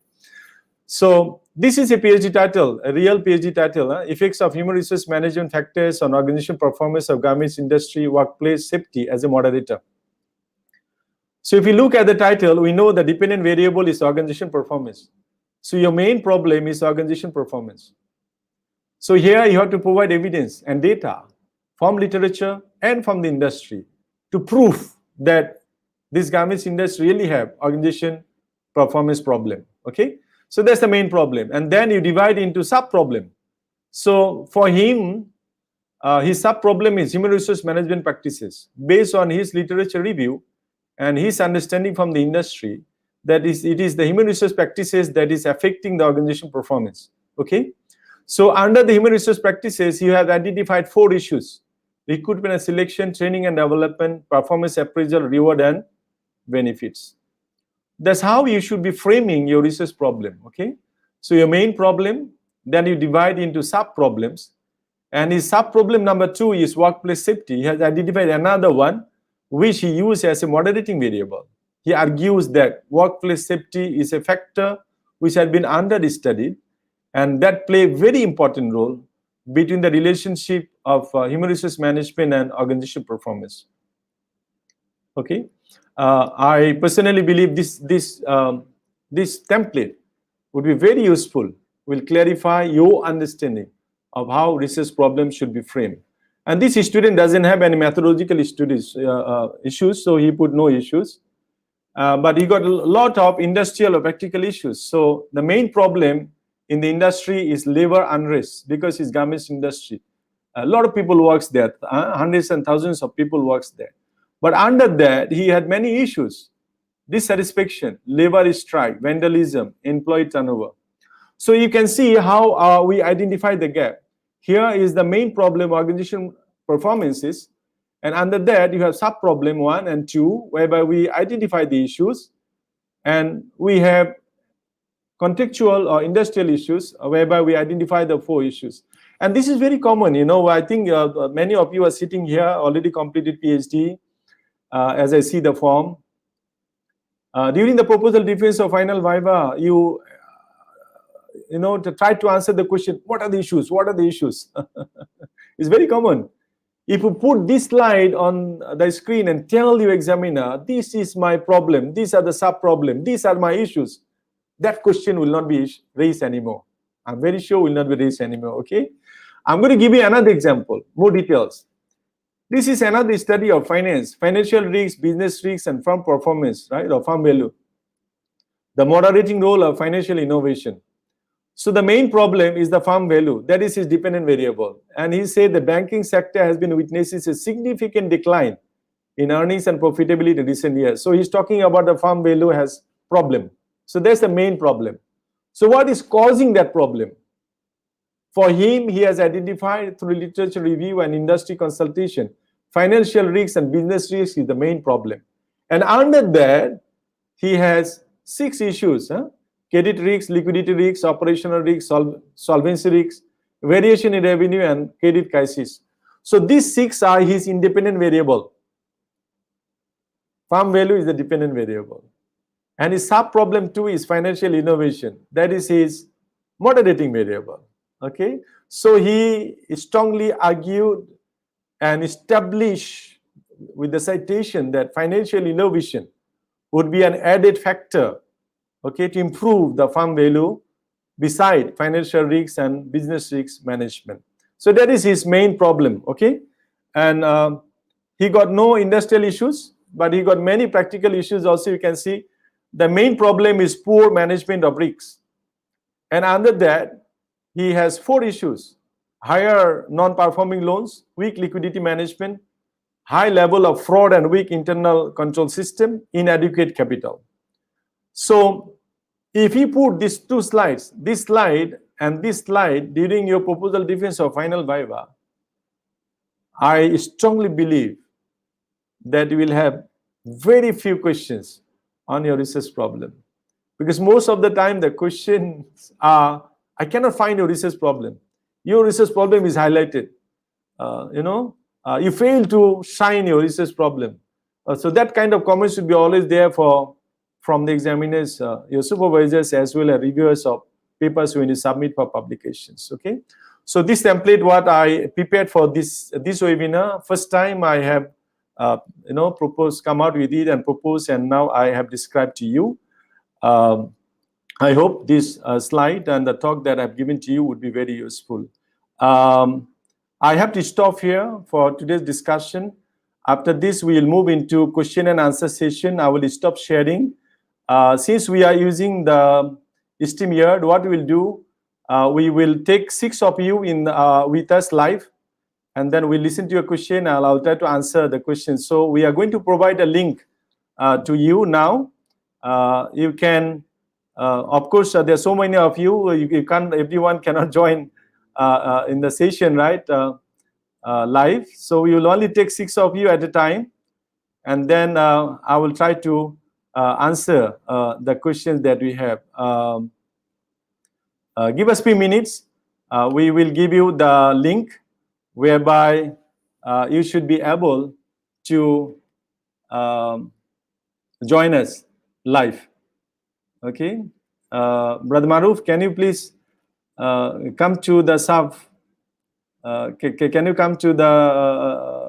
Can you come to live together with Miss Sonia Lohana? Yes, Brother please. Maruf?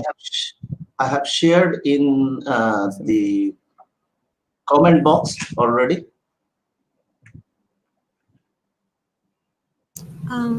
Hello, good evening. Good So, afternoon. We already shared the link, so you can join. Switch off your microphone. That Unmute link. your microphone. Unmute your microphone. Hello. Sonia, your microphone unmute, please. Hello. Okay. Brother Maruf, can you put the link to the chat box so that participants can join us? Prof, we already shared the link in the chat box. So, Please provide. Okay. Kwasi is there. Can you take 6 of them in? Those who'd like to join, take 6 of them in, and then we get question directly. And meanwhile, on the screen, you can also show me some questions. I will also try to answer from the screen. Okay, Sheen Classic, can you, Clarice, right? Sheen Clarice. Okay, can I have your question, please? Hello. Yeah, Mr. Kwasi, yeah. Can I have your question, please? Yeah, can I have your question? Assalamualaikum. Yes. Okay, I want to ask you about this form you have applied now about the problem statement and issue and sub-problem. Yeah. Okay, so why you say there is issue and sub-problem? As we know, there is a main problem and the sub-problem that affect on the main problem. So why you add later the row or column related to the issues? So Okay. why you divided the problem in this way, in this form? And thank you. Okay. You're most welcome. Very good question. Many of our frameworks will have dependent variable, and independent variable will put them under one umbrella. Like the example I have given you, human resource management. So under human resource management, you have few sub items there. That's why I put main sub problem and issues. But if you do not have an umbrella, if you have just 5 independent variables separately, then you don't need to have sub problem. You can just go straight to issues. Is that clear, brother? Yes, yes. So you mean this is not general. This is for a special case. But in the general, as we know, there is something is called the challenge, the main problem, and the issues, the specific problem that affect on the main problem. I mean, this is the general. We have to follow it. Yes. Because independent variable, even sometime independent variable, you may have 2 umbrella. Under 2 umbrella, you have a few issues, right? You can have that. But generally, you may have just independent variable and a dependent variable. In that case, you just have a problem and then issues. Yes, that's correct. Two group of independent variables, then you have 2 sub-problems.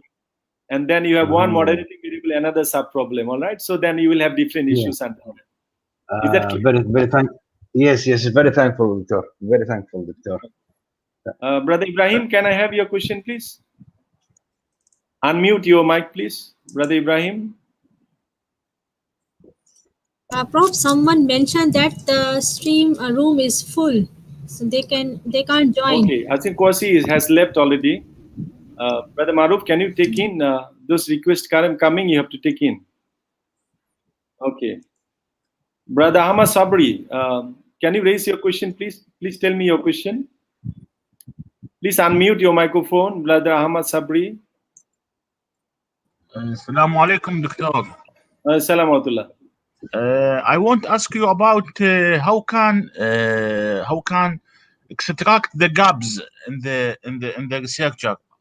Must be read many papers or must be limited papers, because we spent more time about many papers. When I searched out my subject, I found many papers, so I cannot spend this time to found the gaps. So my problem is, how can I get the gaps to solve this? Thank you. Welcome. Okay, thank you for the question. I think I have shown you 3 different areas where you can identify the gap. One is theoretical or knowledge, one is methodological, the other one is practical. So if you are reading papers, you can identify the theoretical gap through literature review. The practical gap, you have to look in the industry. You have to interview people who are in the industry. Then you should be able to identify some gaps from there. Methodological issue also, you have to identify through reading the papers. But again, always carefully read the suggestion for future research. They are the good source of, for you to identify research problem. Okay, Brother Sabri, if, reading papers are definitely one of the most important one. But beside that, you have to have consultation with the experts. You have to talk to the supervisors. You have to talk to the established professors. You have to go to the industry, talk to the managers. Those will help you to identify the gap and subsequently define your research problem. Okay. Okay, thank you. Welcome, Brother Ahmad. Yes. Assalamu alaikum, sir. How are you? Alhamdulillah, I'm fine. How are you? Alhamdulillah. Yeah. Any Sir, question? Sir, I'm preparing now a research paper entitled Impact of Laptop Service Quality Dimensions on Customer Loyalty. Okay. My question, how can I write and determine problem of the research? Okay. Your main problem is customer loyalty. That is your dependent variable. So you have to have evidence. You have to have evidence that there are issues with customer loyalty. That's why. I have independent variables for quality, service quality, reliability, responsiveness, and access to service. And dependent variable is customer loyalty. Understood. So your research problem has to flow like that. You have to start with customer loyalty, whereby you have to show some gap from literature that customer loyalty studies have not been very complete. Not the findings are not really conclusive. That comes from literature, and you have to relate it to some theory that explains customer loyalty, and then you have to get some evidence from the industry that customer loyalty is a problem. Customers are switching from one product to another product. So there is an evidence of that. That will establish a problem, okay? And why that is happening? Because of service quality. Okay, so those independent variables you have. Then you explain after that those independent variables with some evidence from literature as well as from industry. That will help you to shape up writing your research problem. Okay, sir. Thank you so much. Thank you, sir. Answer your question. Okay, thank you. Jackie, Brother Jackie, what's your question, please? Hello, assalamu alaikum, Prof. Assalamualaikum. I have two questions, please, if I may ask. Yeah, sure. Okay, in the beginning of your lectures, you said that in order for us to have a comprehensive view of our research gap, we should do some further study and contact the expertise and the authority organizations and all that. And as you know, during the COVID-19 right now, it's very difficult for us to interview and go to and see manufacturers or organizations and so on. So what's your advice on this? And question number two. Yeah. I'm quite confused in this. The DV and IV, okay. So the DV is the main problem that we have in our research. And IV is the sub-problem. And sub-problem goes to sub-issues. Issues 1, issues 2, issues 3, based on, for example, the practices of the IV. So I'm confused about the word issue and the IV based on my understanding before. The IV is supposed to be the intervention that I'm going to do in order for me to enhance my DV, right? So what's your view on intervention and issue related to the IV? Thank you. Okay, thank you. The first issue is basically you are talking about because of the COVID, you can't really contact the industry. You can download papers because you're sitting at home. Your university provides some subscription of good journals, so you should be able to identify good papers. That is available. That's not a problem. The problem is contacting the industry. But I think it's still industry. You can just log into the industry. Every company has websites, and they provide the leaders' name and designation and telephone numbers and email addresses. So even if you cannot meet face-to-face physically, you can still contact them through technology. So that can be done, okay? That can be done. This is first question. Second question, basically, once you have a main problem, that is your dependent variable. And independent variables are the issue. If those issues are solved, your dependent variable is solved. Okay? Independent variables are the causes, the issues that contribute to the research problem. Okay? So if you are talking about intervention are not the independent variables. If you talk about intervention, it is moderating or mediating variable. You're talking about independent and dependent, and then if it is moderating, then you need to do something to improve the effect of independent to dependent, or introduce a mediating variable to see whether direct relationship and indirect relationships are there. So I think that has to be very clear. Your main problem is your dependent variable. Issues are independent variable. But issues can be divided into sub-problem 1 and 2 in case if you have umbrella, group few variables into one. All right? Is that clear? Yes. So basically, the main problem is the DV, and the IV is the issues that cause the main problem. Yes. And the intervention is the mediator or mediation. That's yes. that. I'm going to investigate more about the relationship between the IV and the DV. True. Okay. Now it's clear. I was very confused about this. Thank you so much, Prof. Okay, thank you. Almost welcome. Next question.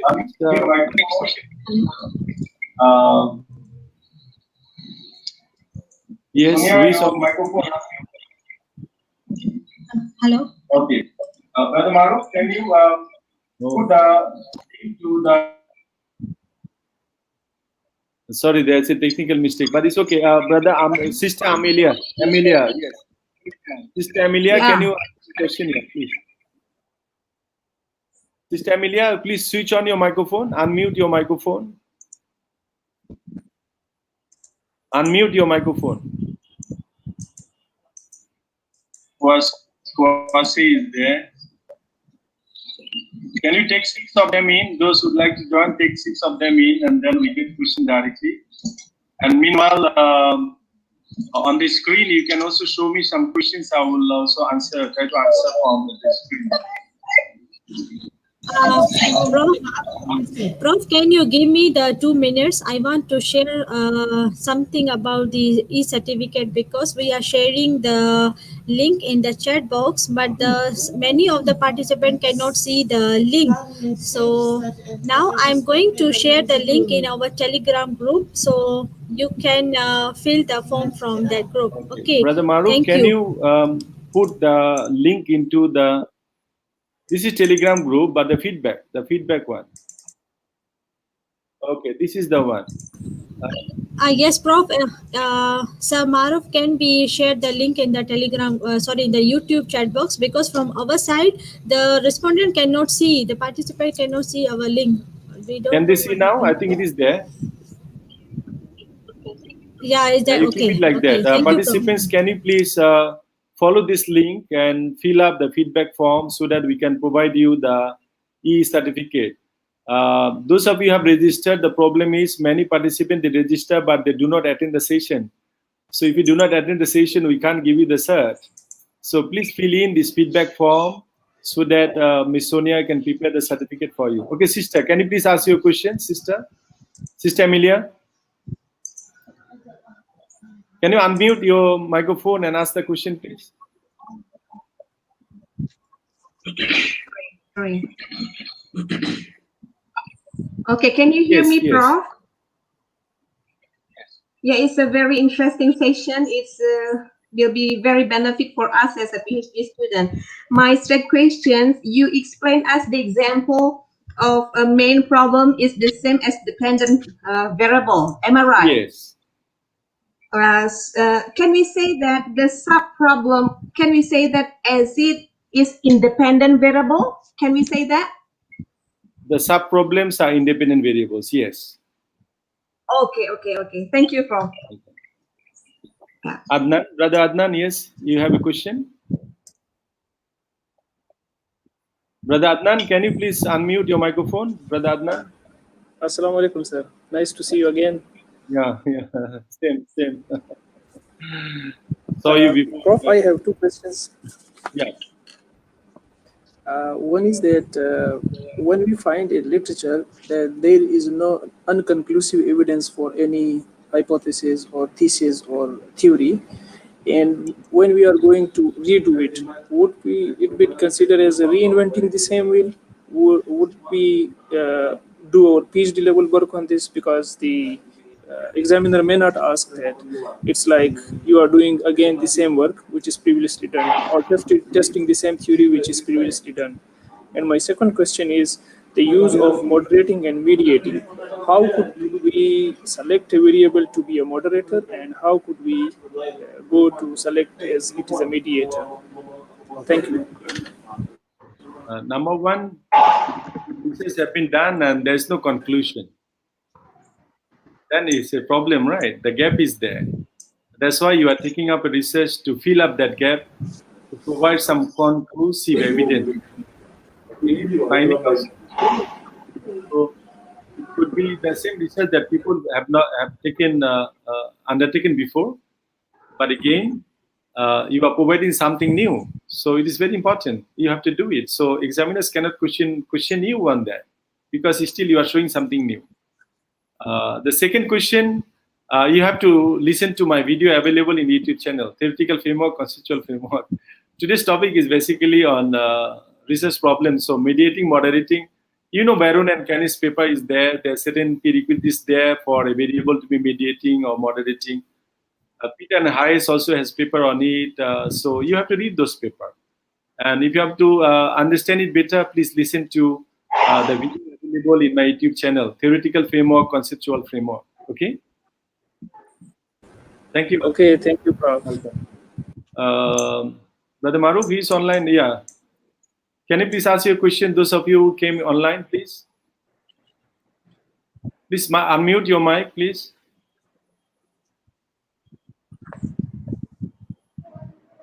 Hello, those of you who came online, can you please ask question? Assalamualaikum, Prof. Waalaikumsalam. Prof, I just want to ask you one question. Yeah. My question is, my thesis is something on the impact of latest technology to the performance of organization. Okay. So my question is, do I need to prove in my thesis that this technology has been accepted and adopted so that I can evaluate the impact to the organization? First of all, your main problem is organization performance. You have to understand that. You have to put evidence and data to support that there are problems in terms of organization performance. That is number one. Number two, then you have to argue that it is all about IT that is affecting the performance. So your focus is on IT. That definitely meant that there are many issues affecting the organization performance, but you would like to focus on IT, adoption and adaptation. So that is the issue, okay? So adopting or adapting, whatever you want to study, you can study. But your main problem is organization performance, and then your issue that is affecting the organization performance in IT, adoption. That's how you want to do it. Is that understood? No, because why? It's like this. I want to explore what is the impact of this latest technology to the performance of the organization. Understood. I do not know the impact. Understood, but still your research problem is organizational performance. It's not the IT. So when is your issues coming from IT adoption or adaptation, whatever, or impact of technology, that's what we are saying. So you want to see whether if the technology is adopted well or adapted well, performance of organization will increase or decrease. That's what you want to do. Okay, we are looking at the impact. Okay, so understood. Issues have impact on the main problem.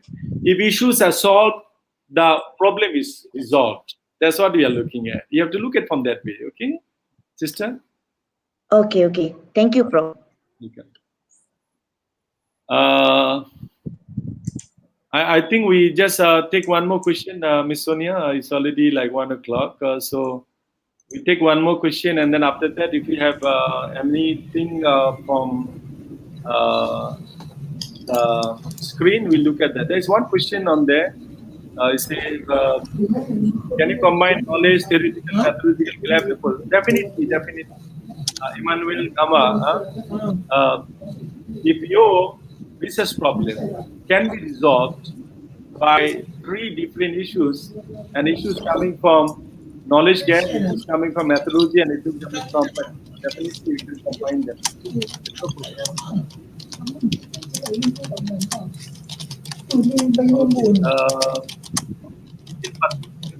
Question is there any influence of qualitative, quantitative based on the research problem?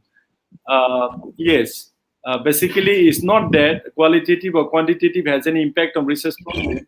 Research problem will have influence on selection of qualitative or quantitative. Or research problem that you have defined will have effect on whether you want to choose descriptive or exploratory research, okay? Predictive kind of research. It's not that other way, it's opposite way. Okay, Ahmad Amasar, okay, that's okay. I want to make paper systematic review. Do I need to find research problem? Yes. If you write any problem, any paper, or do any research, there might be a research problem. Why you want to write a paper on systematic literature review? Because you find that the systematic review process available are not helpful. So you would like to provide step-by-step guidelines to people so that their literature review process become effective. Okay, so the problem is definitely there. You have to identify a research problem and then only you write up a paper. Next question. Is it okay to use a specific theory to bridge between theoretical gap and other theories? Okay, definitely. You can use a specific theory to bridge. If one theory is enough, is enough. If one theory is not enough, then you have to integrate theories. That's what I said. You may have an underpinning theory and you can have some supporting theories. Ego theory. If the research problem unsolvable at my end, but I can propose government policy can help solve the research problem, then you will not get a PhD degree then.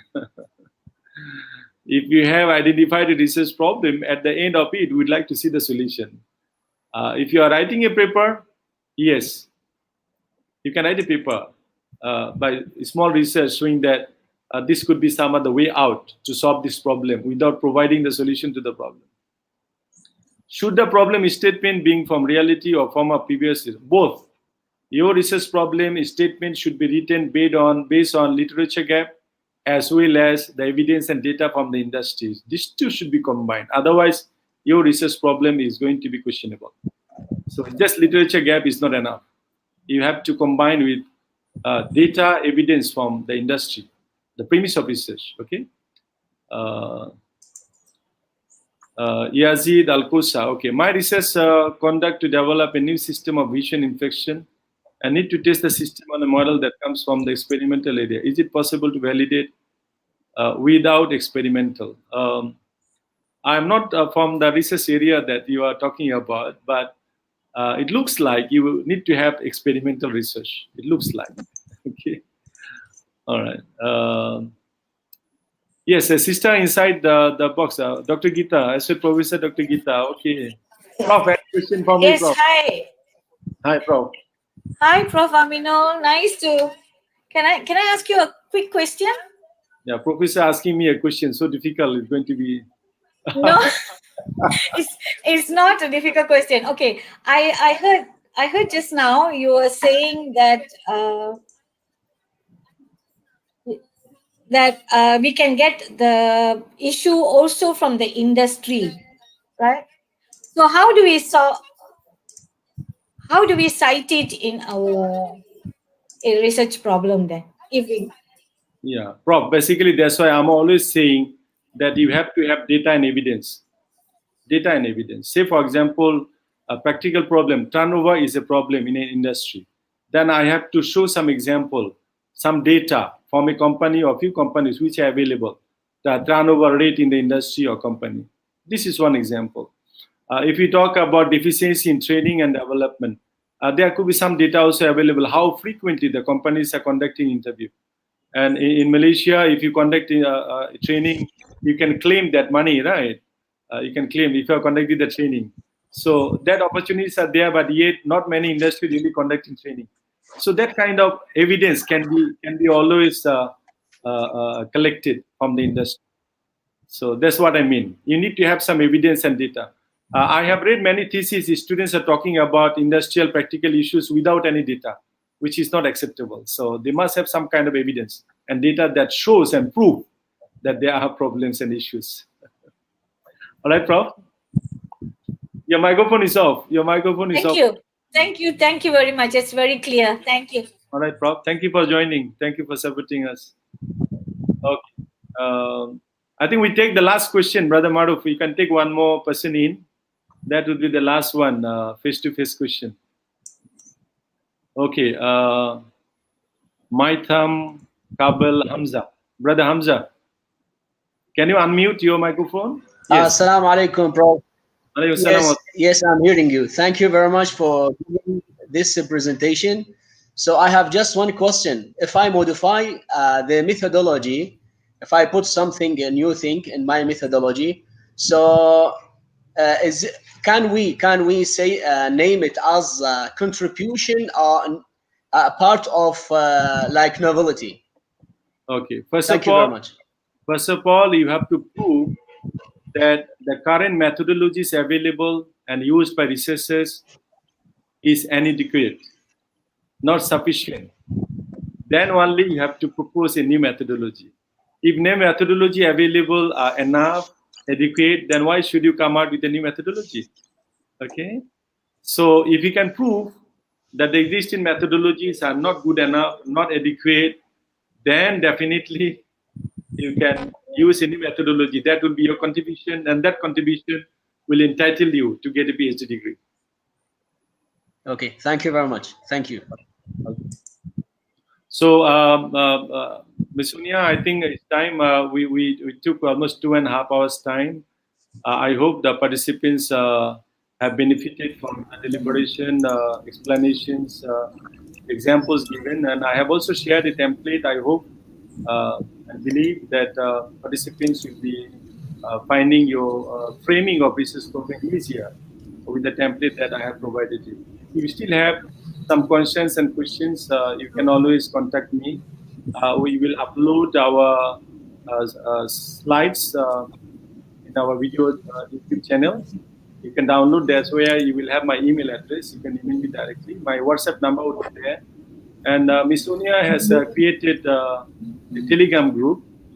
If you are there in the group, you can also ask questions in the Telegram group, and it will be my pleasure to answer if you have any questions there. Okay. Those of you who still have not filled up the feedback form, please fill it up. And also, at last, let me inform you also, our next webinar would be in 2 weeks' time, together with the same organizer, UTHM. And the topic is going to be a very exciting one. The topic is common questions asked during Viva versus session, tips and tricks to tackle them. Okay, so I'm going to share the kind of questions are usually asked or raised during the Viva versus or proposal visit. And I'm going to also suggest you how can you tackle those questions. So we will welcome you to join us in our next webinar, inshallah. Okay, so thank you very much again. We'll see you some other time in some other webinar. Please make sure you fill in the feedback form. Brother Maruf, can you put it? Please fill in the feedback form so that Sonia can issue the e-certificates to you. And also, those of you who are not in our Telegram group, if you have not filled up the feedback form, join us in our Telegram group. And there you can fill up the feedback form and we will issue you the certificate. So I have done my part. I'm passing it to Sonia now. Okay, thank you so much, Prof. Sorry, actually we are so much in the links. Actually, so we are confused. Many links are not working in the YouTube. I don't know what happened.